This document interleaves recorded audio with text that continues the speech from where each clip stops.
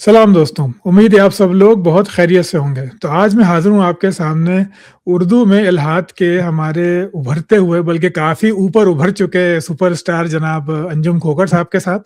प्यार से बात करते हैं और लेकिन अगर कोई ज़रा उँगली करे तो फिर वक्री-वक्री सुनाते भी खूब हैं। तो इनसे इनसे आज मैं बात करूँगा एज़ अ थॉटफुल मुस्लिम। इनसे जानेंगे कि इनके स्केप्टिसिज़्म को की क्या वजह है कि वो क्रिएटर गॉड को कुरान मजीद के अल्लाह ताला को, रसूलुल्लाह की ज़ात वाला सिफ़ात को, ख़ुद कुरान को और फिर इस्लामी तारीख़ को देखकर वो क्यों इस नतीजे पे पहुँचते हैं कि या तो खुदा नहीं है या कम से कम वो वैसा खुदा नहीं है जो इस्लाम हमें बताता है। तो अंजुम भाई बहुत-बहुत शुक्रिया आपके वक़्त का। बढ़िया आपने टाइम निकाला। फराज भाई शुक्रिया आपका। और मेरा ख्याल है कि जितने काबिल इल्म शख्स आप हैं और जितने डाउन टू अर्थ आप हैं, वो तो सारी अवाम जानती है। मेरा ख्याल है मेरी क्या हैसियत है आपके इल्म के सामने। मैं नहीं, तो नहीं हमेशा जनाब, अपने आप को मकतब आपकी ही समझता हूँ। आपकी और हैसियत के लिए इतना काफ़ी है कि जब भी मुझ पे लान-तान होती है उसमें आपका नाम-ए-नामी भी आता है साथ में। ऐसे अभी तक मुझे ऐसी लान-तान नहीं मिली जिसमें आपका नाम ना आया हो। जो वीडियोज़ बनाते हैं उसमें भी आपकी फ़ोटो ज़रूर लगाते हैं वो। वैसे ये वाक़ई आज मुझे मैसेज भी आया है और उन्होंने कहा यार ये तो जोड़ी बन गई है, आपको कोई भी डिबंक करता है फराज भाई के साथ, तो मैंने कहा हाँ, चलिए यार तो मेरे लिए तो ये फ़ख्र की बात है कि फराज भाई जैसे मेरे शख्स लिए के भी साथ नहीं। जो है वो मेरा नाम आता है। तो मैं समझता हूँ कि आपकी महफ़िल में जो बैठना है, ऑनेस्टली मैं इसको बड़ा ऑनर करता हूँ क्योंकि पढ़े-लिखे शुक्रिया। लोगों की जो महफ़िल होती है वो आपको कुछ न कुछ ज़रूर सिखाती है। बहुत-बहुत शुक्रिया जनाब। लाइकवाइज़ मैं भी हमेशा कुछ ना कुछ नया चीज़, नया पैंतरा सीख के उठता हूँ। तो तो शुरू करते हैं फिर। तो आई pretend to be a thoughtful मुस्लिम। मैं एज़ अ मुसलमान आपसे बात करूँगा। आप जो भी मुझे बताएँगे कोशिश करूँगा कि उस पे कोई तनकीद अगर मुमकिन हो, रिबटल के लिए नहीं, इसके लिए कि आप मज़ीद उस अपनी आर्गुमेंट को खोल कर हमें हमें बताएँ। तो अंजुम भाई पहला सवाल ये है कि आखिर इस कायनात की तौजी जब हम करते हैं तो अभी तक हम करीब नहीं पहुंचते। हम 10 रेज़ टू पावर 43 तक पहुंचे हैं। हम ये भी जानते हैं कि हम इससे पीछे शायद जा भी ना सकें। आप ही ने बताया था कि जो मशीन अब हमें चाहिए वो शायद चाँद तक पहुंचे, तब उसको हम वो टेम्परेचर, वो हम अर्ली यूनिवर्स की क्रिएशन के वक़्त हम वहाँ पे कोई एक्सपेरिमेंटल पहुँच सकते हैं, एम्पिरिकल डेटा ले सकते हैं। तो जब हम जानते ही नहीं तो क्या ये इस बात की दलील नहीं है कि इसको यकीनन किसी क्रिएटर ने बनाया होगा, कोई कोई पीछे है जिसने ये 4 फोर्सेस बनाई होंगी? तो ये मानना जो है आपको क्यों लगता है कि ये मुश्किल या नामुमकिन काम है? ये हम नहीं मान सकते? फराज भाई बहुत अच्छा क्वेश्चन है। और सबसे पहले तो मैं इस चीज़ का क्रेडिट जो है वो डॉक्टर अरशद साहब को देना चाहूँगा। ये मुझे ये क्रेडिट नहीं जाता। अरशद भाई जब हमारे चैनल पर आए थे, तो उनसे मैंने ये सवाल किया था कि अरशद साहब मुझे ये बताइए कि हम 10 रेज़ टू -12 तक के हालात जो है वो क्रिएट कर पाए हैं। Now they are trying for 10 raise to -16। हुँ। तो अभी जो 26 किलोमीटर का जो hadron कोलाइडर है स्विट्ज़रलैंड में, वो ये काम करता है और दे ब्रेक एटम्स। हुँ। तो वो मुझे अरशद साहब ने बताई ये बात कि अंजुम साहब अगर हम 10 रेज़ टू -12 -43 तक जाना चाहते हैं, जो कि एक अभी भी वो एक रियलिटी नहीं है हमारे सामने, हाँ। उसको हम रियलिटी से नहीं कनेक्ट कर सकते, वो एक मैथमेटिकल मॉडल आप कह सकते हैं। मैथमेटिकल मॉडल है, जी। जी, तो उन्होंने कहा कि वो hadron कोलाइडर चाँद तक पहुँच जाएगा, तो वो पॉसिबल नहीं है हमारे लिए कभी। हम शायद इस हकीकत को जान ही ना कर पाएँ कि 10 रेज़ टू -43 था क्या? अब जो आपने दूसरा सवाल किया वो ये था कि क्या इस कायनात की कोई तौजीह हो सकती है? तो मैं ये समझता हूँ, आपको पता है मेरा स्टांस, मैं ये समझता हूँ कि हुँ। हाँ, कोई ना कोई तौजीह हो सकती है उसकी। क्योंकि इतनी बड़ी कायनात है और वो जिस तरीके से बनी है और वो जिस तरीके से बनी है, उस पे भी हम बात कर सकते हैं कि भाई वो फिर मज़हबी खुदा नहीं हो सकता। क्योंकि वो जिस तरीके से बनी है ना, वो आपको मज़हबी किताबों में नापैद है। वो आपको मज़हबी किताबों में नज़र ही नहीं आती कहीं से सिरे से। या तो जैसे हम एक सीक्वेंस ऑफ द यूनिवर्स चलता आ रहा है, जब हम देखते हैं ना, जब बिग बैंग से लेकर आज तक के जो हालात हमारे पास हैं, 13.8 बिलियन ईयर्स को जब हम फेजेस में डिवाइड करते हैं, तो हमें बहुत सारी इंफॉर्मेशन मज़हब से बिल्कुल नापैद मिलती है, हमें नज़र ही नहीं आती कि वो मज़हब में है। तो फिर मज़हब कैसे दावा कर सकता है? ये ऐसे ही है, मैंने एक मिसाल दी थी एक साहब को कि इंटरव्यू के दौरान अगर एक इंजीनियर से ये पूछा जाए, मैकेनिकल इंजीनियर से, कि भाई ये ट्रेन का इंजन कैसे बनाया आपने? ठीक है, तो वो कहेगा नहीं, नहीं, नहीं, जब तक आप मुझे इंजीनियर नहीं मानेंगे, मैं आपको बता ही नहीं सकता। तो आप उसको कहेंगे भाई आपने रिज़्यूमे में तो लिखा हुआ है कि आप मैकेनिकल इंजीनियर हैं, और ठीक है, आपने बहुत सारी चीज़ें भी बनाई हैं। لیکن آپ مجھے یہ نہیں بتا پا رہے کہ آپ نے اس انجن کو کیسے بنایا ہے. چلیں ٹھیک ہے، وہ بھی ہم سمجھ سکتے ہیں کہ مذہبی کتابوں میں آپ کو یہ کمپلیٹ انفارمیشن نہیں مل سکتی کہ یار یہ کیسے بنایا کیسے نہیں بنایا. ٹھیک ہے، وہ انفارمیشن ایکسیسو انفارمیشن ہو جائے گی. لیکن بہت ساری باتیں ایسے ہیں جو کہ جیسے ایک بڑا بنیادی سوال جو جاوید اختر صاحب نے کیا تھا ڈائناسور والا، بھائی انہوں نے 1.6 ملین غالباً حکومت کی ہے نا اس تقریباً ہاں دھرتی پر. ملین 1.65. تو اگر آپ انہی کو بیچ میں سے اس کہانی کے کردار کو نکال دیں گے تو سوال تو اٹھے گا آپ پہ کہ بھائی آپ کو پھر دیکھیں، ہم فراز بھائی کوئی 20 سال کے لونڈے تو ہیں نہیں، ٹھیک ہے، کاش 40 ہوتے 45 لیکن 40 نہیں. سال سے 50 کے قریب ہونے والے. ٹھیک ہو گیا. بالکل. تو ہم جس دور میں پیدا ہوئے وہاں تو یہی سمجھا جاتا تھا کہ دنیا بنی ہی 1400 سال پہلے ہے. اور بہت سارے ہمارے بزرگ یہ باتیں کیا بھی کرتے تھے کہ یہ ہم سنا کرتے تھے ان سے کہ دنیا بنی 1400 سال پہلے. اس وقت تو لوگوں کو رومن کا اور گریس کا بھی نہیں پتا تھا. یہ تو جب انفارمیشن ٹیکنالوجی نے اپنے پنجے جو ہے وہ 2003 2004 کے بعد پاکستان میں گاڑنا شروع کیے، جب گوگل جو سرچ انجن تھا وہ تھوڑا سا فاسٹ ہوا، ورنہ تو آپ یاہو پہ بیٹھے رہتے تھے ایسے کر کے. ہاں لکھ کے بیٹھے رہتے تھے بچپن میں. بیٹھے رہتے تھے 15 منٹ کے بعد انفارمیشن آئے گی تو آپ اس کو دیکھیں گے. پھر گوگل نے آ کر تہلکہ مچا دیا اور گوگل نے جو سرچ انجن تھا اس کو بڑا ہی زبردست کر دیا. تو لوگوں کے پاس انفارمیشن کی جو ایکسیس تھی وہ زیادہ ہونا شروع. تو جب ایکسیس زیادہ ہونا شروع ہوئی تو پھر لوگوں کو یہ سوال بھی کیا لوگوں نے کہ یار ہمارے سامنے تو بہت ساری چیزیں ہیں جو نظر آتی ہیں ہمیں. اب واپس آتے ہیں کائنات کی توجہ کی طرف.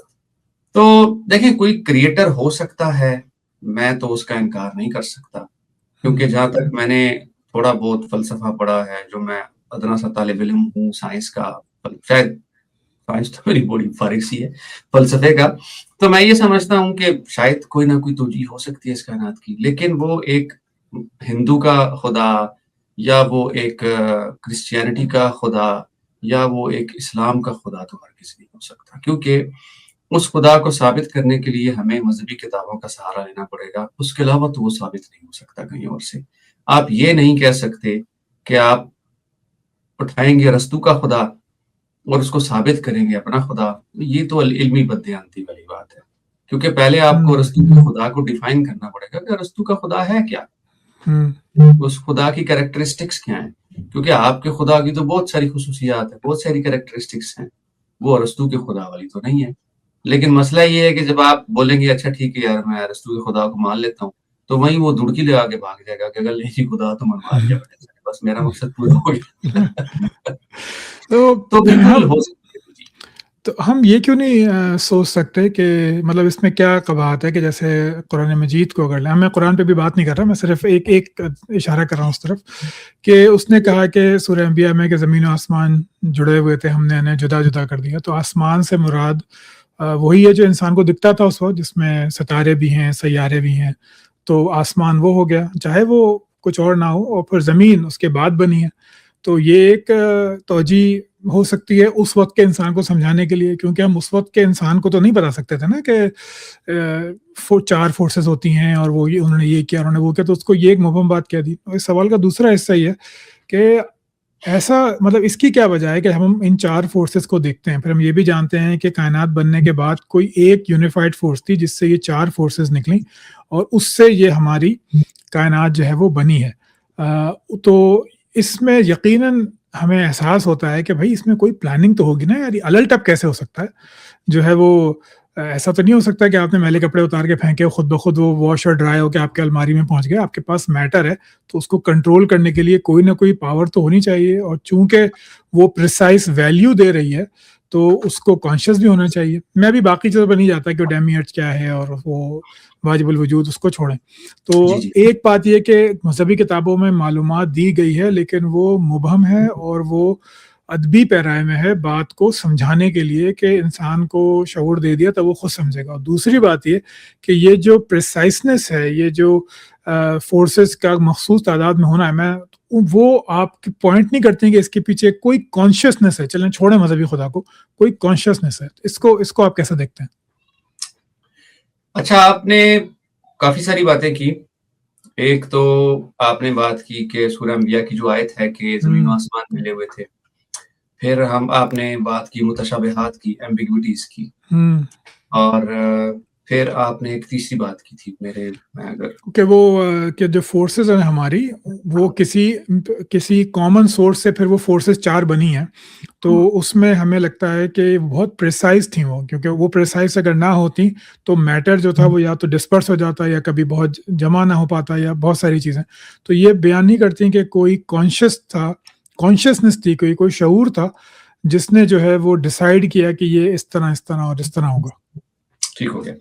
پہلا جو آپ کا سوال ہے، دیکھیے ایک تو ہمیں اس آیت کے مطلب کو بڑا دیکھنا پڑے گا.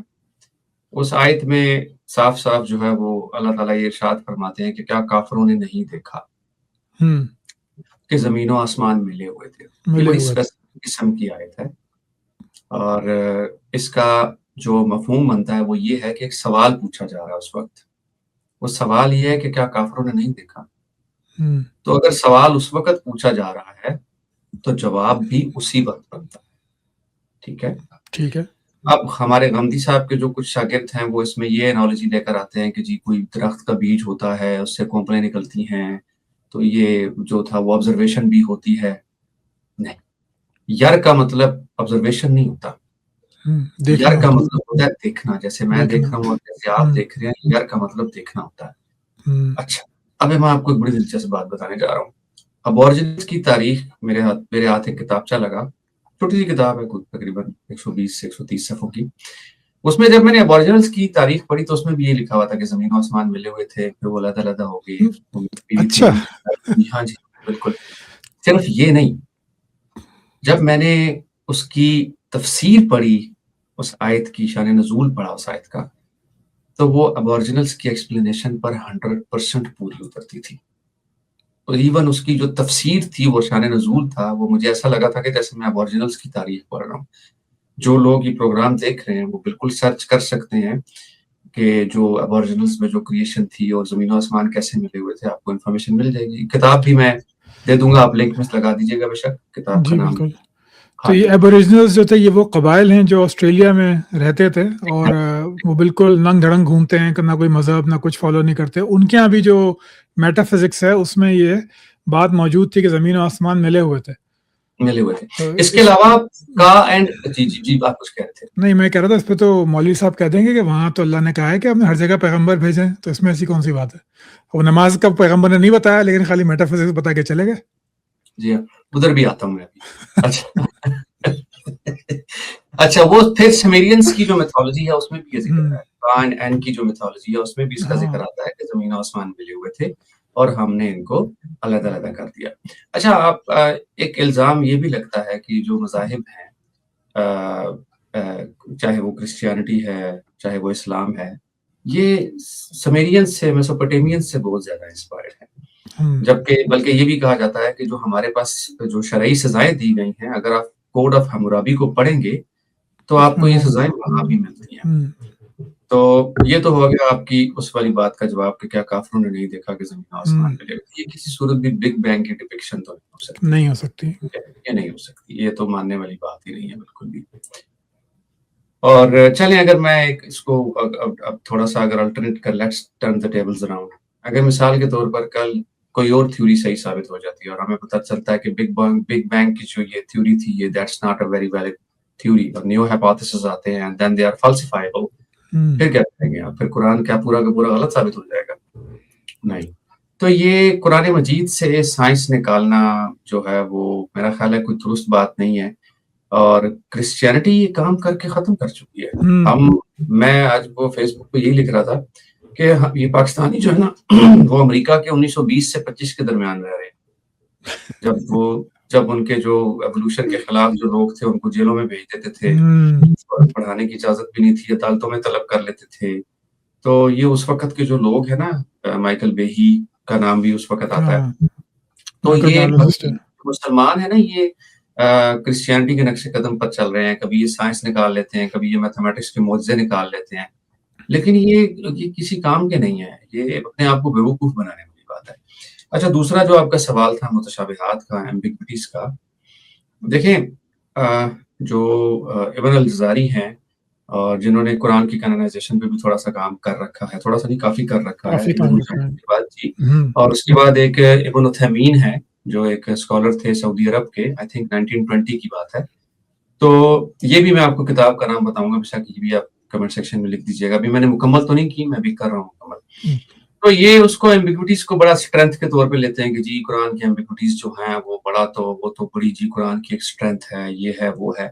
لیکن دیکھیں یہاں پر ایک فلسافیکل پرابلم ہے. Philosophical problem theory of clarity.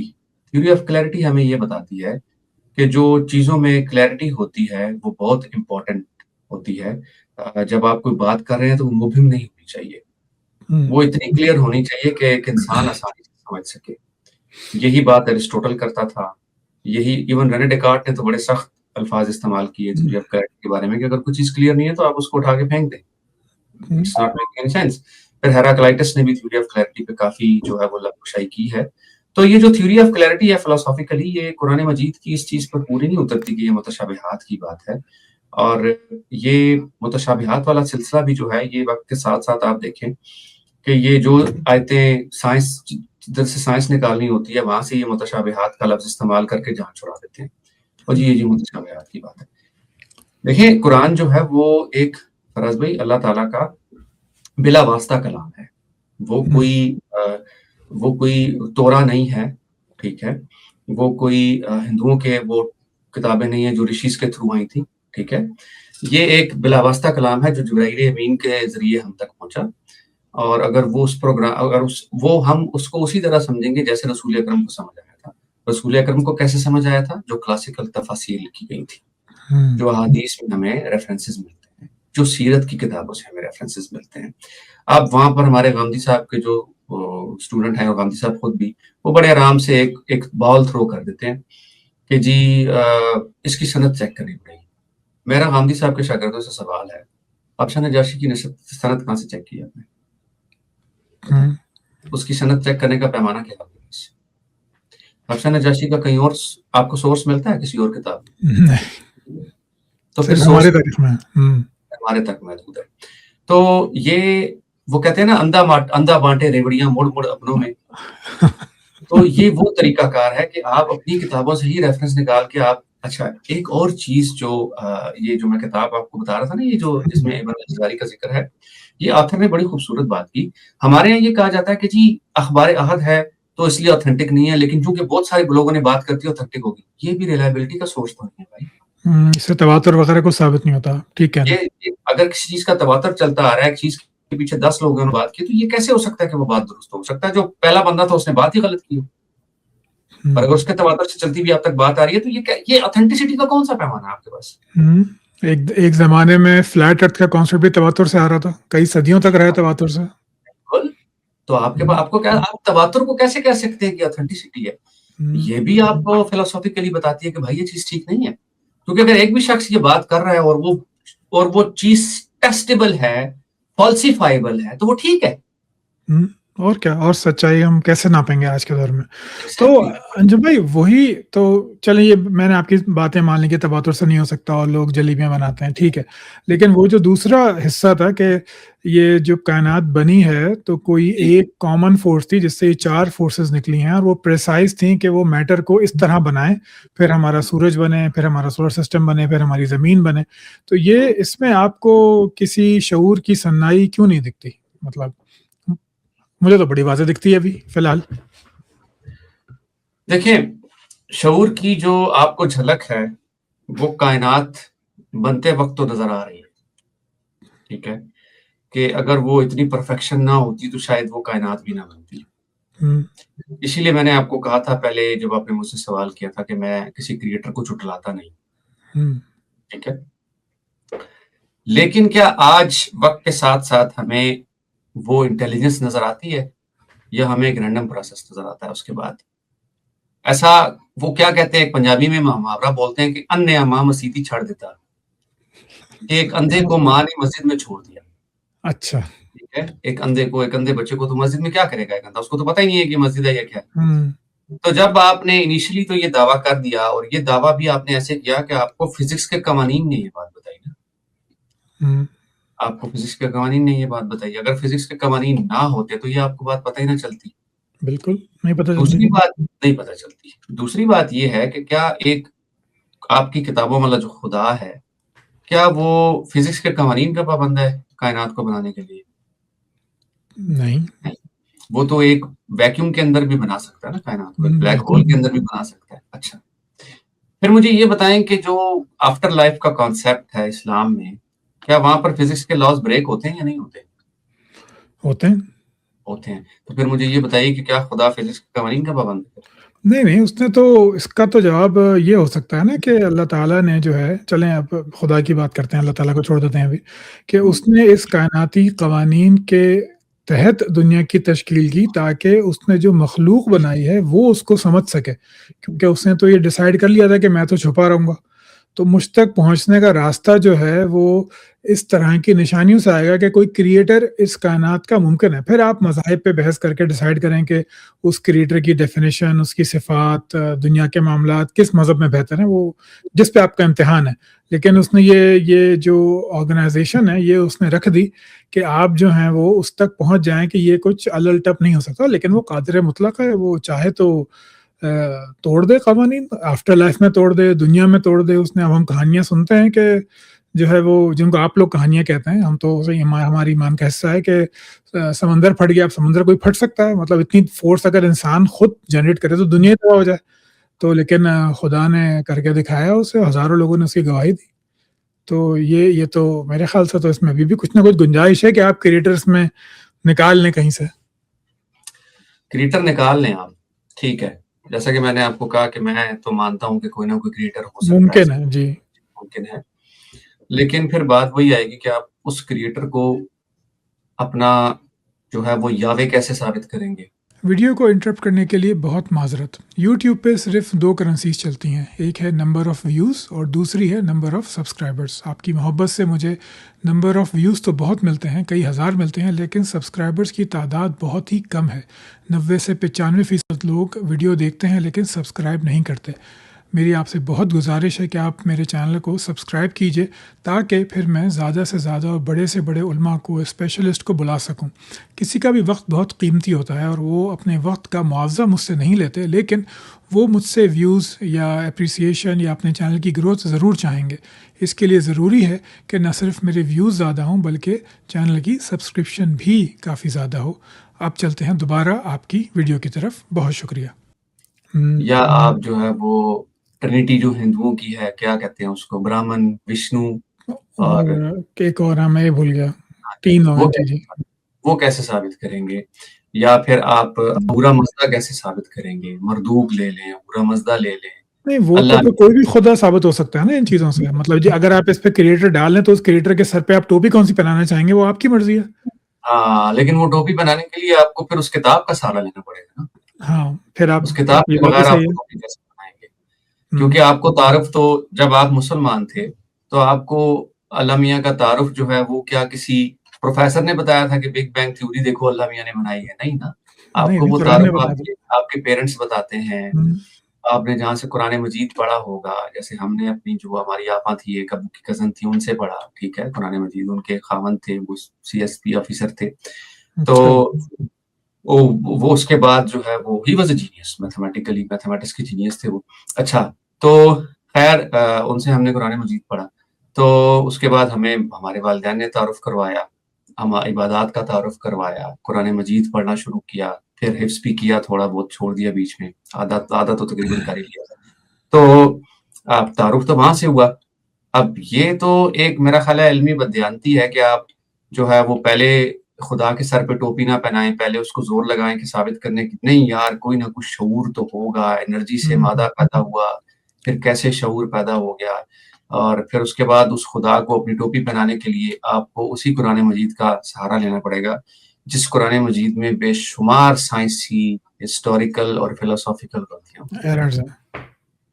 تو آپ یہ کہنا چاہ رہے ہیں کہ خدا تک انسان اس طرح کی چیزوں میں جہاں وہ نہیں جانتا تو اس کو گاڈ آف دا گیس بنا کے وہاں پہ وہ گاڈ کا ایک تصور پیدا کر لیتا ہے، اور پھر اپنی مذہبی کتاب والے خدا کو اس سنگھاسن پہ بٹھا دیتا ہے، جس کو یعنی کہ خدا ممکن ہے کہ ہو، اور وہاں سے پھر بہت بڑی ایک لیپ آف فیتھ ہے جو اس کو اسی خدا پہ لے جاتی ہے جو اس کی مذہبی کتاب بتا رہی ہے۔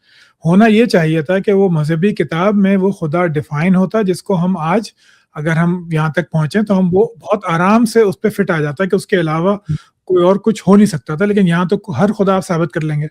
میں اگر آج ایک دین بناؤں یا آپ اپنا ایک دین ایجاد کریں تو ہم اپنا خدا بھی ایسے ثابت کریں گے کہ دیکھو کائنات میں کتنا آرڈر ہے، کتنا یہ ہے۔ صحیح سمجھا ہوں آپ کی بات؟ ہاں، لیکن آپ کو دین بنانے کے لیے پھر زمین کا ٹکڑا بھی چاہیے، اگر نہیں ملے گا تو پھر مانیزم کی طرح آپ کا دین بھی ختم ہو جائے گا۔ ہاں، ختم ہو جائے گا، پرسیکیوشن کے زوراسٹرین بعد کی طرح ختم ہو پھر آپ جائے کا گا۔ دین بھی ختم ہو جائے گا، جب تک زمین نہیں نا ملتی دین نہیں چلتا۔ دین نہیں چلتا، زمین ضروری ہے جناب، زمین اور زمین مال ضروری ضروری ہے، ہے۔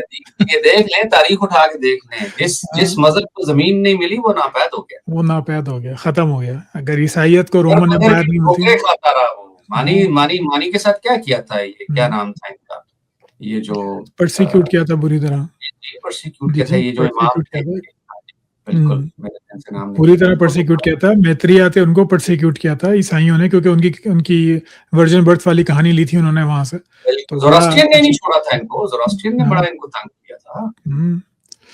تو چلیے اب خدا پہ تو صحیح ہے کہ ماننا ذرا مشکل ہے، لیکن اگر میں قرآن مجید کے خدا کی طرف آؤں تو وہ تو بڑا لاجیکل سی بات ہے۔ وہ یہ بتاتا ہے کہ وہ رب العالمین ہے، وہ یہ بتاتا ہے کہ جو تم زمین و آسمان دیکھتے ہو یہ اس نے خلق کیے ہیں۔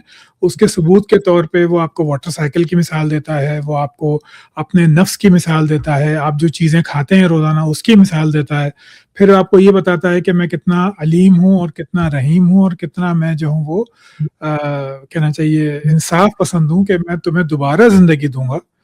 مطلب اس پہ ذرا غور کیجئے کہ وہ یہ کہہ رہا ہے کہ اگر تم 100 بندے مارو گے تو میں تمہیں 100 دفعہ زندہ کر کے اس کی سزا دوں گا، اور اگر تم رکتے ہو تو میں تمہیں ایسی نعمتیں دوں گا جس کے بارے میں حدیث ہے، صحیح حدیث ہے کہ ایسی نعمتیں ہیں جس کا نہ کسی نے دیکھا نہ سنا، نہ کسی کا اس پہ گمان ہوا، اس کے گمان میں وہ چیزیں آئیں، ایسی نعمتیں اس نے دی ہوئی ہیں۔ اور اس کا ثبوت وہ یہ دیتا ہے جو ریحان احمد یوسفی صاحب کہتے ہیں کہ یہ جو یونیورس ہے یہ کلر یونیورس ہے، کہ یہاں پہ زندگی پنپ نہیں سکتی سوائے اس چھوٹے سے گولے کے۔ تو یہ وہ اپنے دعوے کے طور پہ پیش کرتا ہے، اپنی خصوصیات بتاتا ہے۔ تو یہ تو مجھے اگر آپ کوئی قرآن مجید پڑھے تو چلیے سائنٹیفک چیزیں باتیں اس میں ٹھیک ہیں، لیکن یہ کانسیپٹ آف گاڈ جو ہے قرآن مجید کا وہ تو بڑا لاجیکل اور امید افزا، انصاف پسند، اور ہمارے کافی سارے شعوری مسائل حل کرتا ہے، جیسے انصاف نہیں ملتا، جیسے تکلیفیں ہوتی ہیں تو اس کا ہمیں وہ بتاتا ہے کہ ایک میٹافزیکل دنیا جو تو اس کے بعد ہے، مرنے کے بعد اس میں یہ سب باتیں ہو جائیں گی، اور وہاں پہ زندگی بھی بہت لمبی ہوگی، ایٹرنل ہوگی کہا جاتا ہے، ابداً تک آپ رہیں گے۔ تو یہ اس کانسیپٹ کو ماننے میں کیا خرابی ہے؟ مطلب یہ آپ کو کیوں درست نہیں لگتا؟ میں بتاتا ہوں آپ کو، کیونکہ میں ایک تاریخ کا ادنا سا طالب علم بھی ہوں، اور اگر آپ خداؤں کی تاریخ کو پڑھیں گے، جیسے وہ میں نے آپ سے ذکر بھی کیا تھا جو مارک سمتھ کی ایک کتاب ہے، ایوولوشن کتاب، جی جی، تو وہ اگر آپ کتاب پڑھیں گے تو آپ کو اندازہ ہوتا ہے۔ اس کے ساتھ ایک اور کتاب بھی ہے، مجھے اصل میں نام نہیں یاد رہتے، یہ بڑا مسئلہ ہے جی نام تو مشکل ہوتا ہے، مجھے نہیں یاد رہتے آتھرس کے نام، میں آتھرس کے نام دیکھتا بھی نہیں ہوں، کتاب اٹھاتا ہوں پڑھنا اچھی لگے تو اس کو کنٹینیو کرتا ہوں، نہیں لگے تو چھوڑ دیتا ہوں۔ اچھا، اب جب آپ تاریخ اٹھاتے ہیں نا، دیکھیں بیسیکلی جو خداؤں کی خصوصیات ہیں اور جو خدا ہیں نا وہ بڑے ایوالو ہوئے ہیں وقت کے ساتھ ساتھ، ٹھیک ہے؟ آپ اگر کسی یہودی سے یا کسی عیسائی سے پوچھیں گے کہ یاوے کی تاریخ کیا ہے تو وہ آپ کو نہیں بتا سکے گا کہ یاوے کہاں سے آئے تھے۔ آپ کو یہ ایک مسٹری ہے کہ یاوے آئے کہاں سے تھے، آپ کو اس کا سورس نہیں پتا چلتا۔ لیکن جب آپ کینانائٹس کو دیکھتے ہیں، اب جب اس کتاب مارک سمتھ یہ بتاتا ہے کہ 1920 میں جب انہوں نے وہاں پر کھدائی وغیرہ شروع کی، اگرت کہہ لیں گے سیریا میں، تو وہاں پر ان کو کچھ جو ہے وہ ثبوت ملے جہاں پر ان کو یہ خدا جو یہ کینانائٹس جن کی پوجا کرتے، جیسے بال تھا، شیرا تھا اور ایک اور، ٹھیک ہے؟ اچھا، اب جو ہمیں اللہ تعالیٰ کی جو خدا تک پہنچنے کا جو ہمیں ایک سورس پتہ چلتا ہے وہ یہ ہے کہ بھائی ایل سے اللہ بنا، پھر اللہ بنا۔ اچھا، اب ہسٹورینز یہ کہتے ہیں کہ جو یاوے کے ساتھ ایچ لگا ہوا ہے نا، وہ بھی خدا کو سٹریس دینے کے لیے بنایا گیا ہے کہ to give it more importance to the God. उसको मजीद अहमियत देने के लिए एच का वर्ड डाल दिया जाता है। इसीलिए आपको जब आप किसी से पूछेंगे कि जनाब अल्लाह मियाँ कहाँ से वजूद में है, तो वो आपको बताएंगे कि पहले एल थे, फिर अल्लाह बने, फिर अल्लाह बने, और वहां से आपके सामने आया। अब बहुत सारे हिस्टोरियन से आपने ये भी सुना होगा, जैसे टॉम हॉलैंड है, ठीक है, मैं उनको इतना एंडोर्स नहीं करता हूँ, थोड़ा सा बायस्ड है जी, बायस्ड है, लेकिन बारह वो एक बात दुरुस्त करते हैं कि हमें आज तक ये नहीं पता चल सका कि अरबों ने इस्लाम कैसे कबूल किया था। ठीक है, अरबों को उन्होंने इस्लाम कैसे कबूल करवाया, क्योंकि हमें तो यही पता चलता है कि जब रसूल अकरम पर जो है वो वही नाजिल होना शुरू हुई थी, तो हजरत खदीजा का नाम क्या था भाई इस्लाम कबूल करने से पहले, ये भी बताएं जरा हमें। ठीक है, तो जब हजरत खदीजा का निकाह हुआ था रसूल अकरम के साथ, तो वो किसने पढ़ाया था? ठीक है, और जो हमें मेराज का एक वाक़या मिलता है जिसको गांधी साहब मनोअन जो है वो उठाकर फेंक देते हैं, उसमें तो ये लिखा हुआ था कि वो उस मेराज का पूरा वाक़या तो यही बताता है कि भाई आप पर तो वो नमाज़ें फर्ज हुई थी जो पहले लोगों पर फर्ज हुई भी थी। तो नमाज़ें वो पढ़ते थे, ठीक है, बनी इसराइल पर वो नमाज़ें फर्ज थी। तो मुझे ये बताएं कि वो नमाजों की कोई एक तफसील ही दे दें, 50 की ना, सिर्फ एक की बता दें। उन 50 में से कोई एक नमाज थी, वो कैसे पढ़ते थे, उस नमाज में वो क्या पढ़ते थे, तो यकीन करें मैं कलमा पढ़ लूंगा आपके हाथ में, मुझे बता दें। ठीक हो गया, तो 50 नमाजें, यार मुझे ये बताएं कोई काम काज नहीं था आपका उस वक्त, नमाज ही पढ़ते रहते थे आप लोग।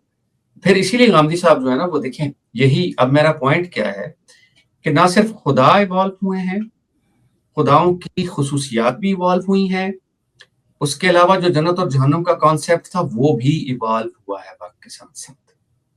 इसको जरा बताइए तफसील से कि जन्नत जहन्नम का कॉन्सेप्ट तो इवॉल्व कैसे होगा? वो तो उसको तो उसमें तो कोई एवोल्यूशन होनी ही नहीं चाहिए। वो तो शुरू से अगर इंसान अल्लाह एक है और उसने इतने अंबिया भेजे हैं, तो चलिए शरीयत बदल गई, खुदा की निशानियां बदल गई, लेकिन जन्नत और जहन्नम और आखिरत का तस्वुर ये तो शुरू से हमें एक ही दिखना चाहिए कि एक जैसा हिसाब किताब था। तो ये तो आपने बड़ी अजीब सी बात कर दी अंजुम भाई। कौन से मज़ाहिब में एक था फराज भाई?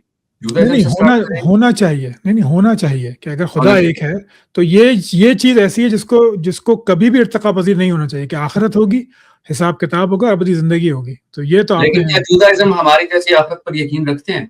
Their afterlife is very complicated. हाँ, नहीं ऐसा बिल्कुल भी नहीं है, ऐसा नहीं है। क्रिश्चियनिटी की मुख्तलिफ है थोड़ी सी, ठीक है। इसी तरह जब आप हिंदुइज्म की बात करते हैं तो टोटली डिफरेंट है, वो तो बहुत अलग है जी। वो तो एक इनफाइनाइट लूप लगा लें आप, रीइंकार्नेशन करते हैं आप। अच्छा, अब जब हम इसको देखते हैं, देखिए मैं अक्सर जब मैं आहिस्ता आहिस्ता जब आप तहकीक करते हैं ना, तो आप अपने ही ऑफ कोर्स इल्मी जो एक रवैया होता है वो यही होता है कि आप अपनी बात को ही समटाइम्स गलत साबित कर देते हैं और कह देते हैं कि ये गलत है। मैं हमेशा ये कहा करता था कि यार इस्लाम जो है वो मोनोथीज्म की बड़ी एक प्योरेस्ट फॉर्म है, but I was wrong, I admit कि आई वाज रॉन्ग। क्योंकि देखें जितने भी मज़ाहिब आए हैं ना वो पॉलीथीज्म से मोनोलॉटरी की तरफ आए हैं, और फिर मोनोलॉटरी से वो मोनोथीज्म की तरफ आए हैं। अब देखें एक मेन खुदा बिठा दिया, उसके नीचे डेमी गॉड हो गए। अब जब आप ये दोनों इस्तिलाहें थोड़ी सी बता दें ऑडियंस को कि मोनोलॉटरी और मोनोथीज्म।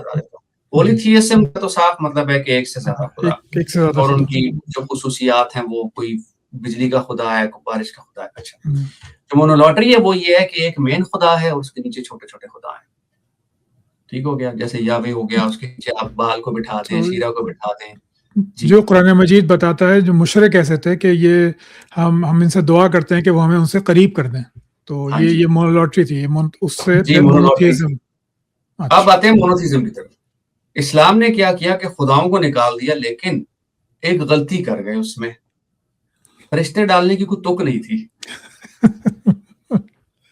ठीक है, आपने डेमी गॉड्स को फरिश्ते बना दिया है, आपने कुछ भी नहीं किया। आपने मोनोलॉटरी को मोनोथीज्म में कन्वर्ट तो कर दिया, लेकिन वो कहते हैं ना नकल के लिए अक्ल की जरूरत होती है, तो कहीं ना कहीं बंदा मारा जाता है।